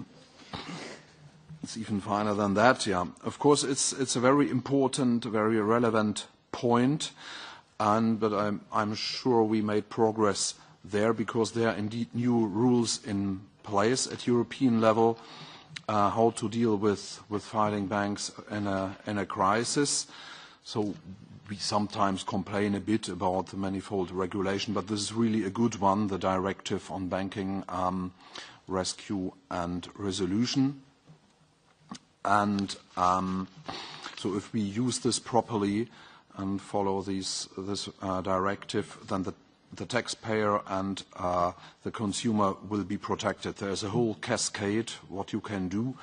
If a bank fails, it can be sold to somebody else, or you indeed use the rescue rules, or at the end of the day, if necessary, you resolve it. There were recent examples, one in Spain, some in Italy. I think in Spain it was completely properly done according to the regulation, so nobody was bailed in or needed to pay who was not foreseen to do so. In Italy it was a bit different. There the government stepped in and preferred to use taxpayers' money to rescue the bank. That was a pity. That was not completely in line with the rules. So you see there is still sometimes a tug of war on the way you use the regulation. So my statement is we should follow this PRRD. This is a good tool, and it can cover all these cases and come to a fair solution.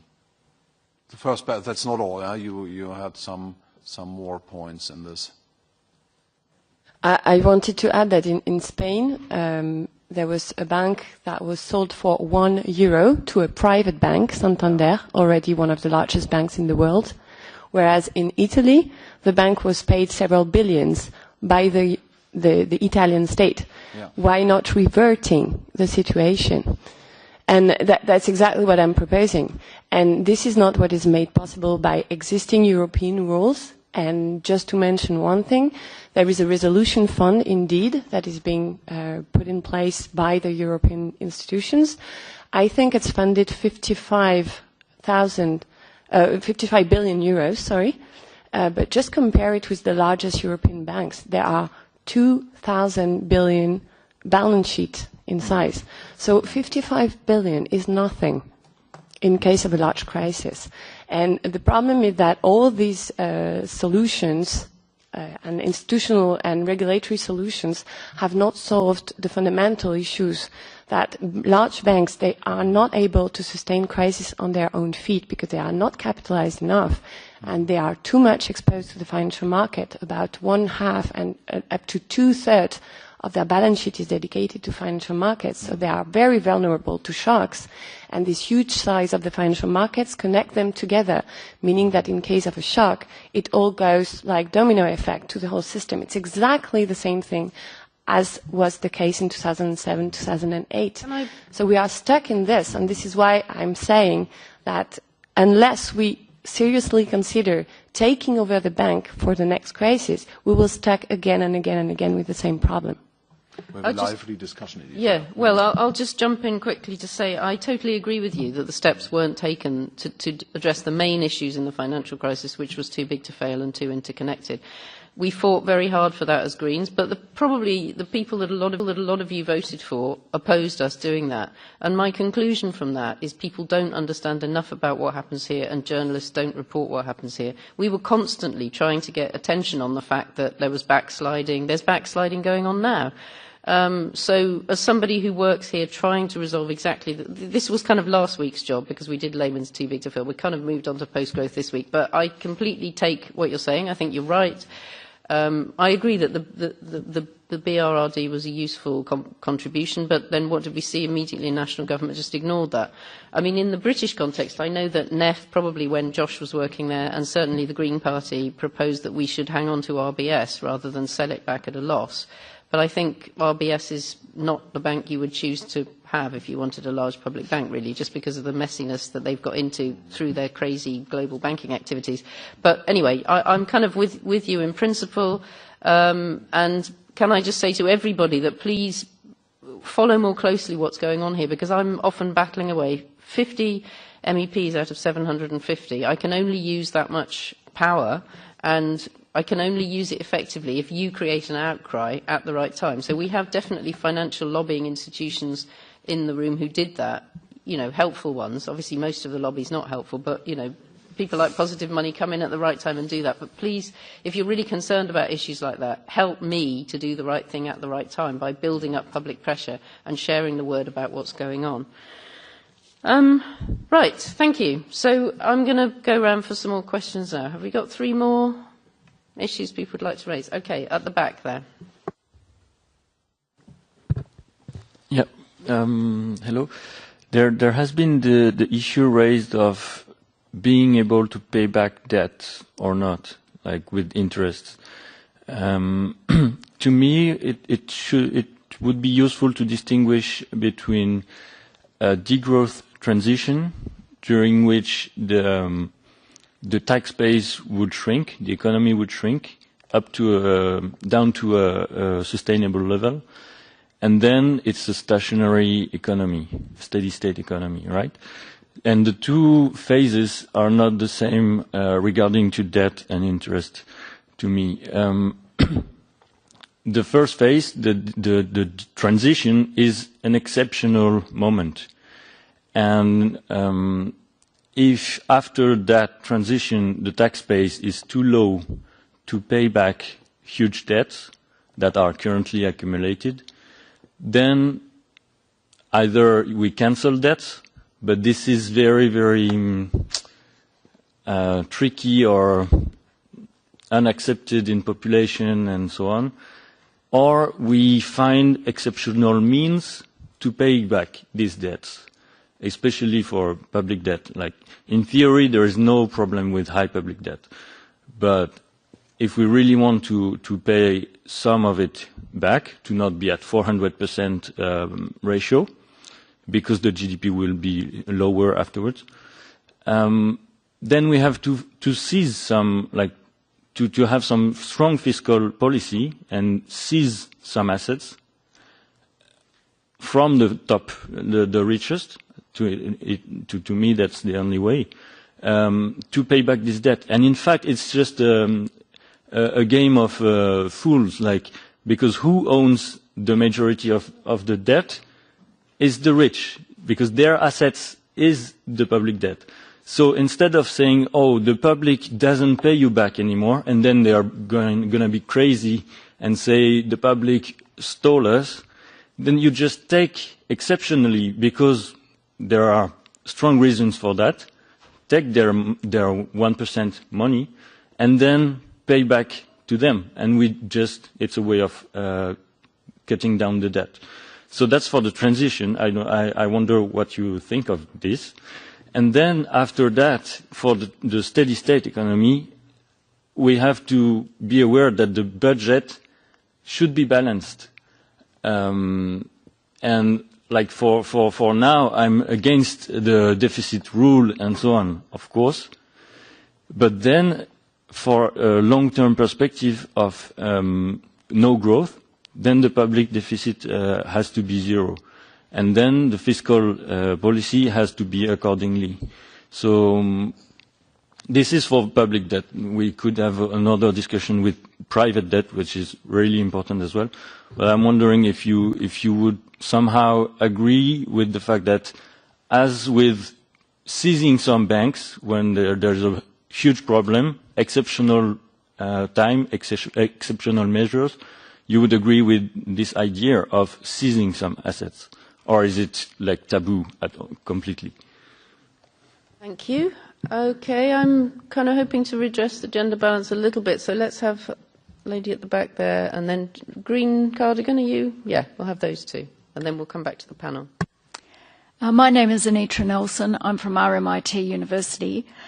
Housing is a major economic sector, and not infrequently housing debt is implicated in financial crises. Our book, Housing for Degrowth, which has just come out, is very practical, it's very policy-oriented, and there are about 20 case studies there with 25 contributors.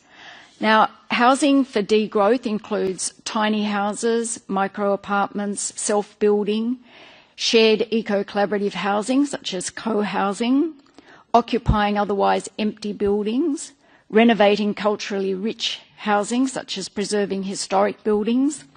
And these forms of housing are more affordable and sustainable, but banks typically refuse mortgages or offer mortgages on more onerous terms for such alternative housing. And so my question is, how can this anomaly be addressed? Great question, thank you. Next one.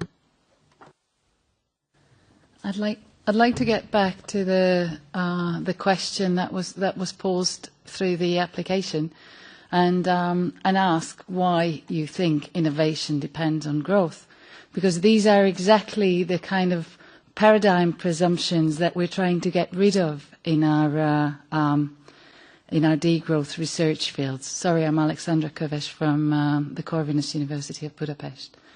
So that's my question. Why can we not get over these kind of dogmas?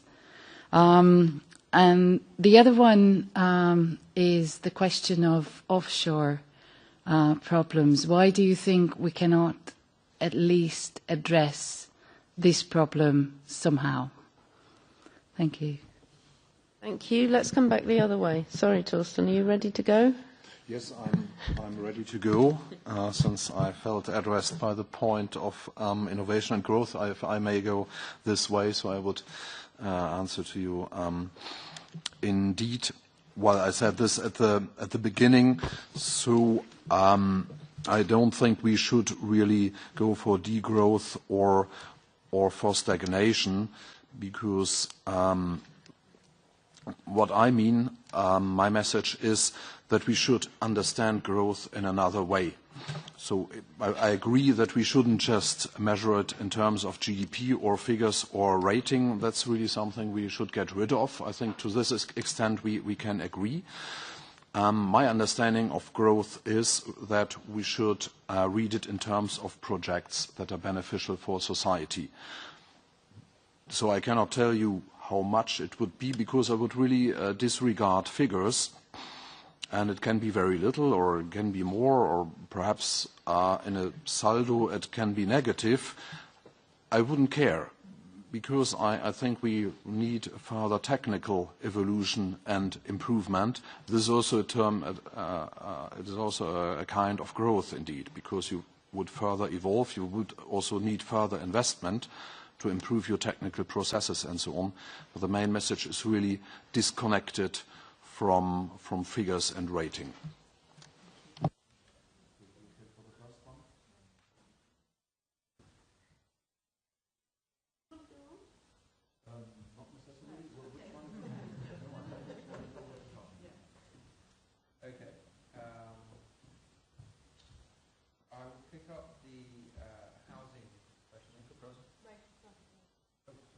I'll pick up the housing question. I'm not an expert on low growth or kind of sustainable housing models, I'm more of an expert on the sort of macroeconomic dynamics around land values and the relationship between house prices and land values in the banking system. So I will just make a guess as to why the existing banking system is reluctant to lend against those types of projects that you mentioned, co-housing, cooperative, self-building projects. I expect that those types of projects limit the ability of the bank to claim land as collateral backing the loan in a way that is not the case with standard private home ownership models, where it's very clear this individual owns this block of land underneath this house, and if they don't pay back the loan, the bank gets the loan. My suspicion is it's rather more complex.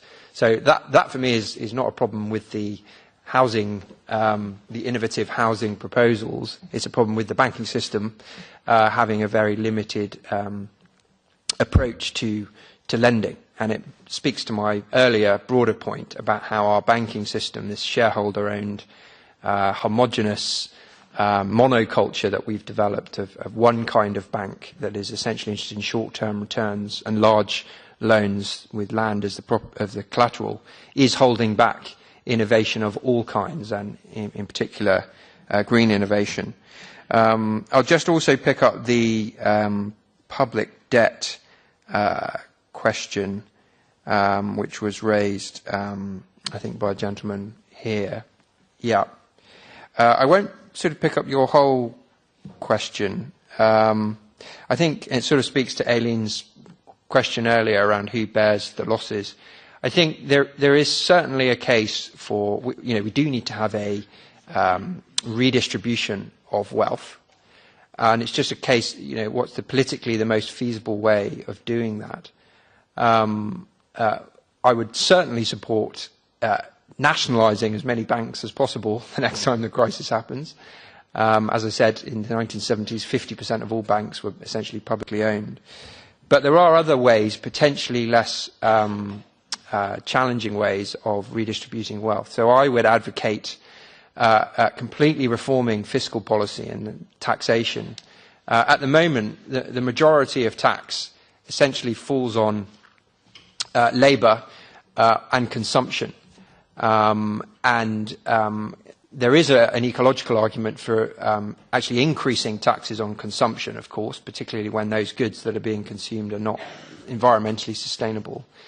But there is also an argument for increasing significantly the taxes on economic rents, in particularly increases in land value, which currently basically aren't really taxed at all. Your primary residence isn't taxed at all in the UK, and that's the case in many other countries.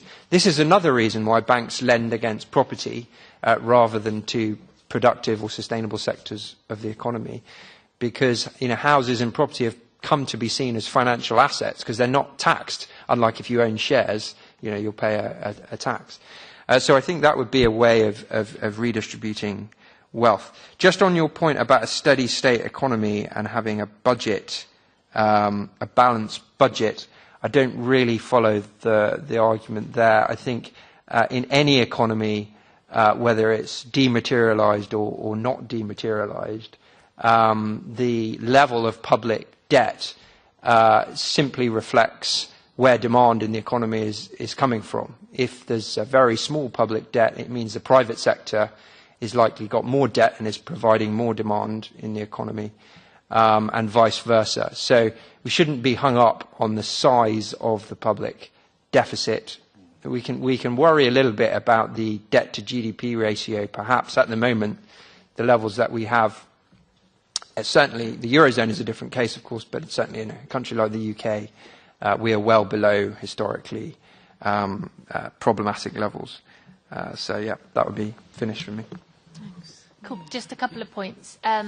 Sorry, can I have a very quick response to this point? Yeah, go on. It's just in terms of steady state, the level of debt is not important, but it has to stay constant. Otherwise, you cannot go for 100 years with a deficit that would increase your debt forever. So. Hang on a sec, though. If there's a public debt, somebody's paying interest on it. So I think that, to me, that does matter. Right. I mean, so there's a way of understanding economies. It's called the sectoral balances approach, and the sectoral balances would include your sort of trade balance of payments, overseas trade deficit, etc., the public debt and private debt, corporations and household debts. Those three balances always equate to zero mathematically. So all I'm saying is that you can have different combinations of those three, but they will all go to zero. So the level of interest on those, of course, is important, and particularly, as I was saying earlier, if interest is being paid outside the domestic economy to overseas creditors, that can create problems for the currency, depreciation, and that can create financial stability risks. Yeah, no, I don't. I didn't totally understand the question either, and I think I understand it a bit better now. But I don't really have that many comments on it, other than I'm a bit unclear why you want to focus specifically on public debt and the transition to a steady state economy through public debt, and then the need to keep it steady, like at a kind of constant level. And I think, yeah, I think this speaks to like an earlier point I kind of tried to make of it, like a positive money. We do have people sending us like their theory on the economy and their way of understanding it all the time. And I think sometimes we can be talking at cross purposes. And I think that is part of the issue around this movement, which I feel like positive money is part of, is that quite often we are talking about different models of the economy. Like for some people, post-growth doesn't even necessarily mean that we decrease GDP growth, or that, it might just mean that we just don't talk about GDP. And for other people, it might mean something else. And so I just think, my point is that I think sometimes if we're going to progress this conversation forward, we do need to get clear about what we're talking about. But yeah, I definitely think that kind of agree with Josh's points on that. And then I think also on the mortgage lending, I agree that I think, in the UK is the banking system I know the most, and we have 5 big shareholder banks. And for them, if you go in and try and get out a mortgage, they just have a form, and everyone in the country has the same form. So if you go to them and say, well, I want to do a cooperative housing model, they're just like, well, I don't have a form that would understand to give you a mortgage. So there's they're massive corporations and they have the algorithm set up. But there is the Ecological Building Society, which is brilliant and would lend to the post-growth housing models, but they're obviously small. And so there's a question of scale and a real need to shift away from these big shareholder banks as having the dominant market share to a much more diverse banking system. And then I think you mentioned offshoring. Did you, at the end of your question? You're talking about offshore tax, or what was the specific? I'm just wondering what your opinion is on why we cannot tackle this problem of tax, of tax havens and offshore. I think that again it just shows the the power of the wealthy, and it's taken a long way to get to reporting, international reporting standards and a tax movement, and that is a massive win. And I think we have to be, what's the word? We have to take celebrations where we can and see that there's a long way to go. But I think, as we all know, there have been revolving doors between the finance sector, the top of the finance sector, politics, regulators, tax regulators for 30 years now, and that's so corrupt, for want of a better word, or the understanding of the economic system there's such a big challenge that I think I for one thought 10 years ago we'd be a lot further on in the conversation after Occupy and whatever, as we are now. We're 10 years on, and things have got a lot worse for most people in terms of living standards, whilst the number of millionaires has gone up. So we do have a long way to go, but I think that more people joining the movement, more people getting into politics, and we are moving in the right direction, hopefully. Thank you. I'm going to do the same thing again. I mean, I mostly work on tax much more than I do on finance here in the Parliament, and so I would just say again to people here, if that is your thing, please watch what we're doing, because we have made a lot of proposals. They're largely not followed. So, I mean, largely people aren't watching what we're doing. So, again, it's very difficult if you have the larger groups working against you. But I would say we have some very strong proposals on tax. We've had extremely good support from Commissioner Moscovici. A small number of countries are blocking these proposals in Council. So I would ask you to look at who's blocking. I mean, Luxembourg, Ireland, Cyprus. If you live in one of those countries, please lobby very hard. Otherwise, please persuade your national politicians to stop blocking the positive moves in Council. I don't know which country you come from. Hungary. Hungary. Okay, well, Hungary has its problems. It's not particularly bad offender when it comes to tax. But, I mean, if you can keep an eye on the Hungarian government and get people to lobby them to do the right thing, especially on CBCR, CCCTB, please. They've got no particular reason to not be in the mainstream on tax issues, I would say. But also, please make these political issues at home, because, people are incredibly fed up about big companies not paying their tax, but they don't follow through and vote accordingly. And so the more people that make that a political issue, the easier it is for us to make the political change. So I was going to say, I think we've still got an outstanding question around eliminating debt. Coming back to your question, how do we eliminate debt? Is it through haircuts, loss of assets, QE, whatever else? Perhaps that question was addressed, but I'm just making sure. And then I'm going to take two more questions because I want to leave time for a wrapping up exercise. You've had a question, I'm sorry. So I'm going to have you and then the guy behind in the black T-shirt. I have a question for Jos. My name is Anne Kervers, and I wonder to what extent and why you think other monetary designs or a monetary ecosystem is required for a more sustainable world. Good question. Okay, there's apparently a lady behind as well. Did you have a question? Yeah, we'll have you and then the guy in the black T-shirt. Yes.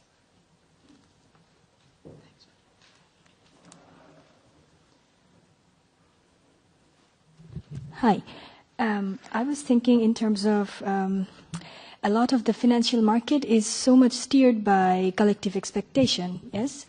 And so, I mean, just for example, we know during the Greek sovereign debt crisis how just when ECB stepped in by saying they could play the role of lender of last resort, that already helped to stabilize the economy. So that using as an example, it's also very interesting to see how, like collectively, when we are in this room, see climate change as a threat that could necessarily collapse the whole economy, and this risk is not being translated into the financial market yet.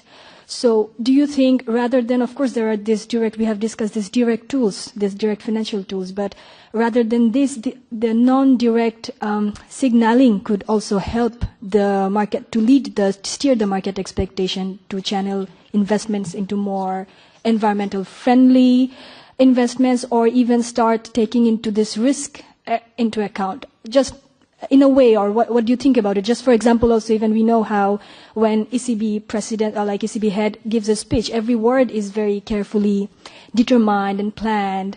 Or just for example, the fact that the Bank of England still holds this fossil fuel corporate bonds. So if the central bank starts not holding this kind of corporate bonds, could already send a signal to the market. So I'm just saying this non-direct interventions, what do you think about that to steer the expectation, the market expectation and behavior? Yeah. Thanks. Finally, it's you. Okay, my name is John. Your microphone is not on now. How do I make it go on? Push the next to it. Push the thing with the speaking man. Okay, my name is John. Just one quick comment. We hear about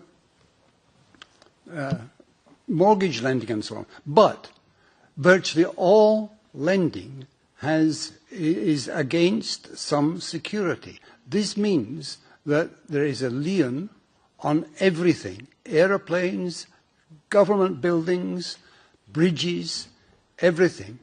In the event of a serious financial crash, which is coming, the ownership of all our bridges, seaways, houses, land will shift to the owners of the international banking community.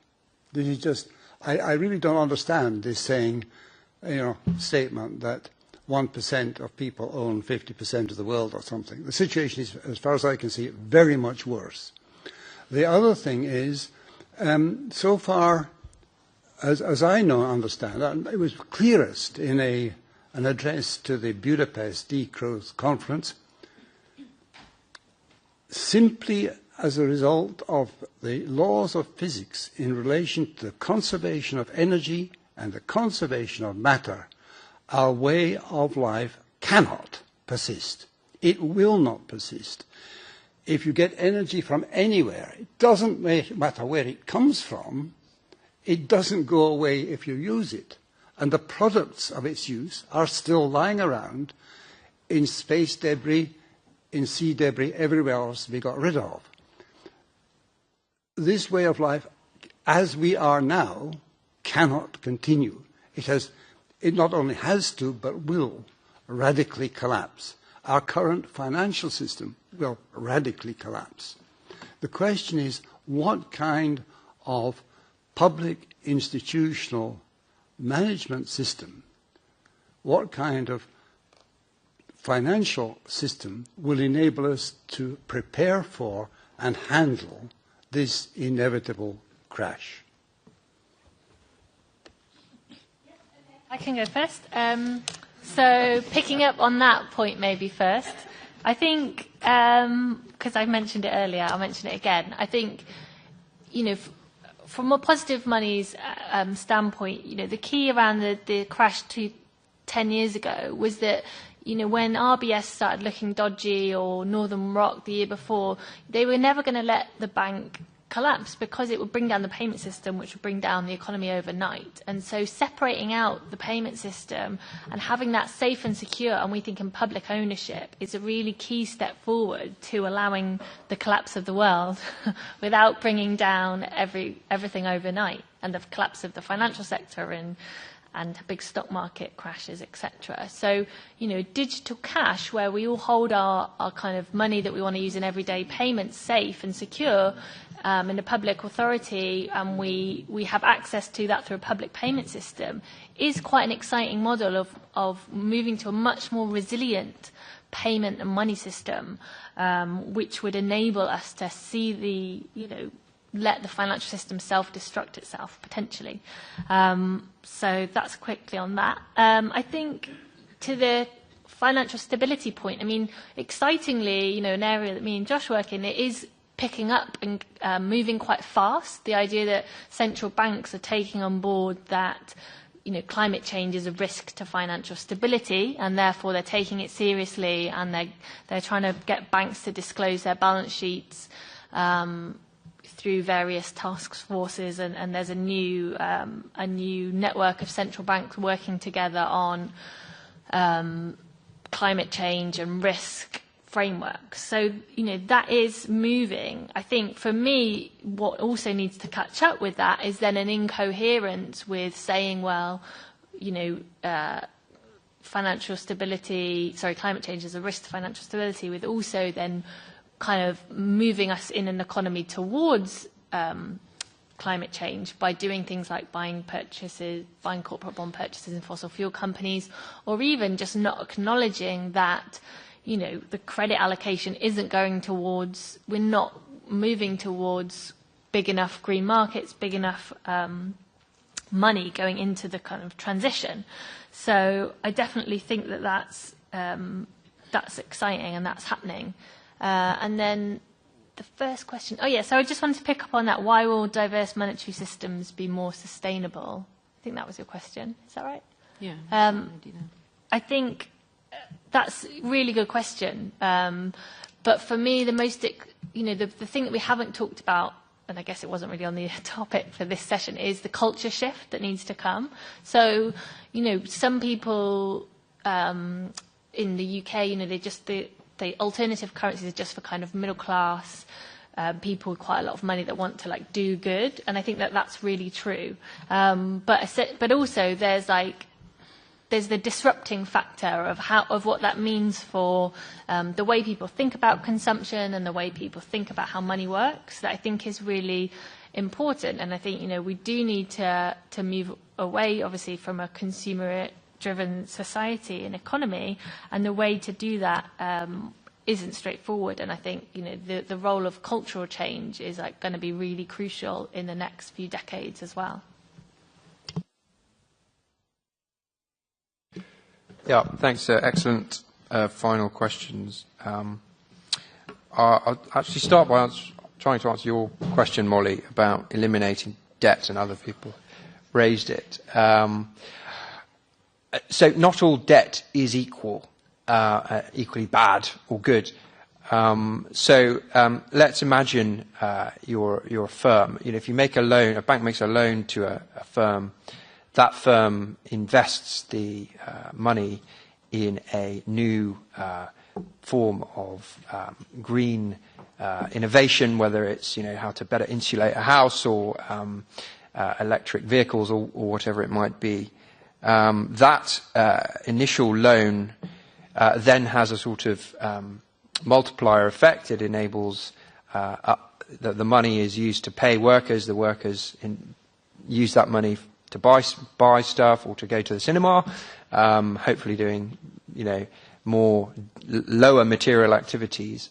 The point is that the loan can generate sufficient economic activity to pay back the principal and the interest, assuming the interest isn't excessively high. Debt that is extended against an existing asset, whether that is land or a financial asset, does not contain within it the means of producing economic activity that enables it to be paid back. And this is what creates a debt overhang. This is why we've had this enormous increase in overall debt, is because we've had too much mortgage debt and too much debt extended against speculative forms of activity based on future perceived capital gains over time. So this is Hyman Minsky's sort of financial instability hypothesis. So that would just be the point I would say about debt. Not all debt is equal.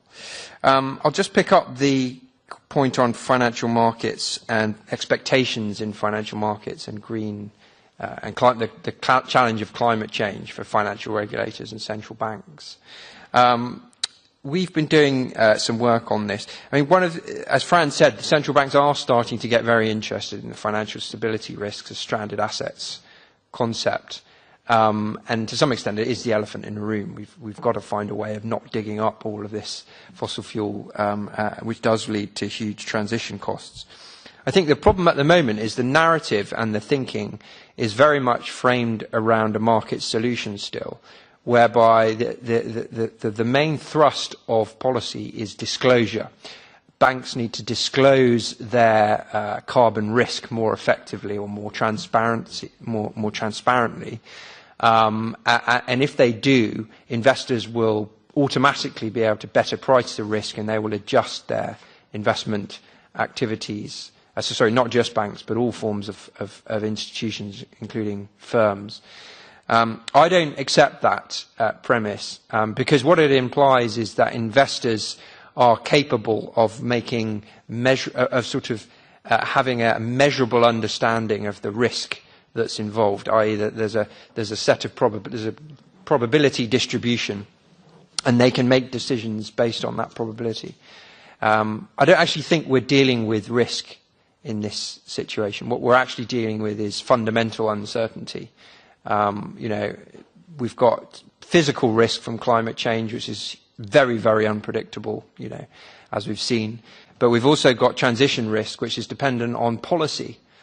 So if a new tax on diesel is introduced in X months, what will be the knock-on effects on the whole car industry?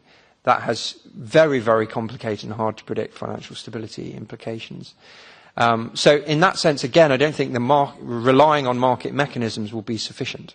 I think there is a role for the state to set the direction of travel, to set the direction of innovation for both the financial sector and the non-financial sector. In a scenario where things are looking pretty bad, we don't know exactly how bad they would be, but it's better to act now than wait until, it's better to be imperfectly right than it is to be, perfectly wrong, because we've waited too long to try and calculate exactly what the right risk is before introducing regulation.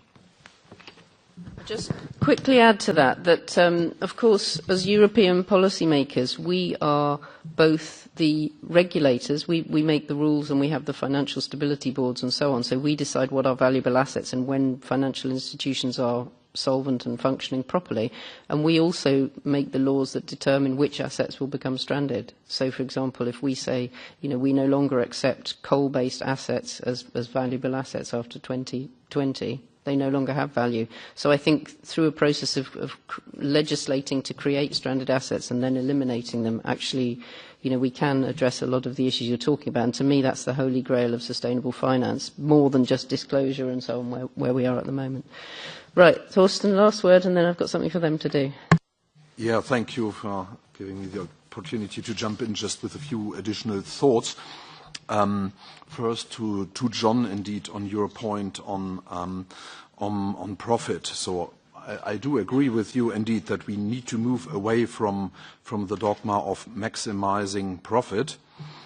Well, indeed, everyone still needs to earn some money, but I propose really to define it in a different way, that we need to design projects really in terms of when they are beneficial to the society and not if they will bring profit in abstract terms. So this requires a mind-changing process also in my view, and then I could also reply on the lady in the second upper row, how we can increase the number of environmental friendly projects. Indeed, it's an exercise of mind changing, but I'm quite optimistic on that. It will take time and efforts, but we invest a lot of resources in this mind changing, in drawing the attention of investors and other people on sustainable projects and investment possibilities and the benefits thereof. So that's where I can only invite everyone to work in common on this, that we can dynamically push forward this mind-changing process. And I would also like to briefly add on the lady up in the most upper row regarding the housing model, since this is core business of the public banks. We do this very much. And sustainability is really a main feature on this social housing finance. And we did this already before we were invited by politics to do so. It was simply necessary also for long-time finance purposes and so on, to have it energy efficient and environmental friendly. So this is really up on the agenda when financing housing projects. Thank you very much. So I was supposed to have 10 minutes at the end of the session to do some wrapping up, but I've already well abused my speaking time through the session, as you've noticed. So what I'm going to say, because I like to keep things practical, I'm going to give you 5 minutes. I'm going to invite you to speak to somebody who's sitting close to you. I'm sorry, the setup in this room doesn't help with this. Speak to somebody else, and the questions I want you to answer are, what are you going to do specifically, differently, as an outcome of this session, and what thoughts do you have about what I and other policymakers might do? If you discuss that for 5 minutes, and then we'll invite some of you to offer ideas to everybody, and the rest of you can email or tweet your ideas. So you've got 5 minutes now.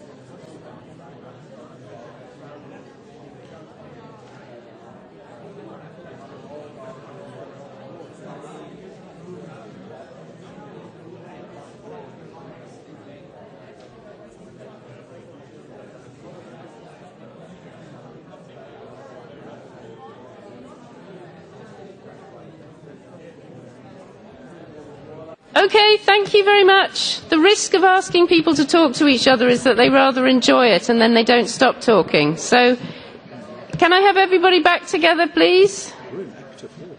Yeah, I knew you'd get all interested in talking to each other. So now I'm looking for a few suggestions, not too many, about what I should do, and some about what you should do. Did anybody come up with anything really good that they think they should share? Well, somebody came and told me one, which is that I should say something positive at the end. So I'm going to say that the Sustainable Finance Agenda is very exciting. Please make it your own and try to watch that. And I do think that the banking reforms failed, mostly before my time. And we do have great proposals on tax. It's just that some of your governments are blocking them. But the Sustainable Finance Agenda, I think, is a great source of hope. And please pour all your creative energy into that. Right, we had another one. Yes. This is more a question because you said that we should be following what is going on here in the Parliament, and I think it's just that there's so many things that we think we need to follow, and so maybe can you tell us what and how would you suggest we follow what you're doing? Obviously, no, I mean just generally the channels where to look and how to push and support. I think that's a very good question. There is an Economics Committee newsletter. Now, that is not the most thrilling read in the world, but it's quite dry, but it does have all the detail about what's coming along. And we have our own newsletter from Green Zephyr, which also covers quite a lot of the issues we're working on. So if you visit the Green Zephyr website and look for media, you can sign up to our newsletter. And every time when Strasbourg comes along, it tells you what's coming there as well. So, but that should give you a sort of heads up about what policies we're working on. Okay, come on, more practical things. Yes. Can I just ask, because you were saying we should discuss what you can do, can I just ask what the EU will do to listen to us or to follow our research? Well, that's exactly the point of this conference, but what we need, like we were saying this morning, is practical proposals for stuff we can change. So I think the bit that's missing is the gap between the theoretical ideas around post-growth and what actually happens. So I would like Europe's academics to connect more with the actual processes in the Parliament. And, like, for example, every month or every 3 months we have a conversation with Mario Draghi called the Monetary Dialogue. So he sits here, I'm down there then, obviously, and, you know, I can raise any of these questions with him. And Positive Money quite often send me questions to raise with him. If you have a question, send that to me. You know, that's what I mean about engagement. We are your representatives. We're doing what we think we should do, and we're very happy to take your research on board, but it has to fit into our lives, because we're also working on all the legislation and keeping our constituents happy. So, you know, we need to connect between the two. That's really part of the purpose of this conference. Okay, that lady there, yes. Okay, yeah, now I know how this works. I sit down here because I talked to Anne, and of course we completely agree on that monetary diversity is more sustainable. And I would like to ask you to look more in this field of a monetary ecosystem. There could be so much better systems. For example, we could have a green euro based on blockchain and linked to the Sustainable Development Goals. There is work to be done there. Of course, one could support regional currencies because they are not used for speculation. They are slower. They are not that efficient, but they cannot be used for speculation. And you can give people time exchange, better possibilities to grow communities. That is what we need too.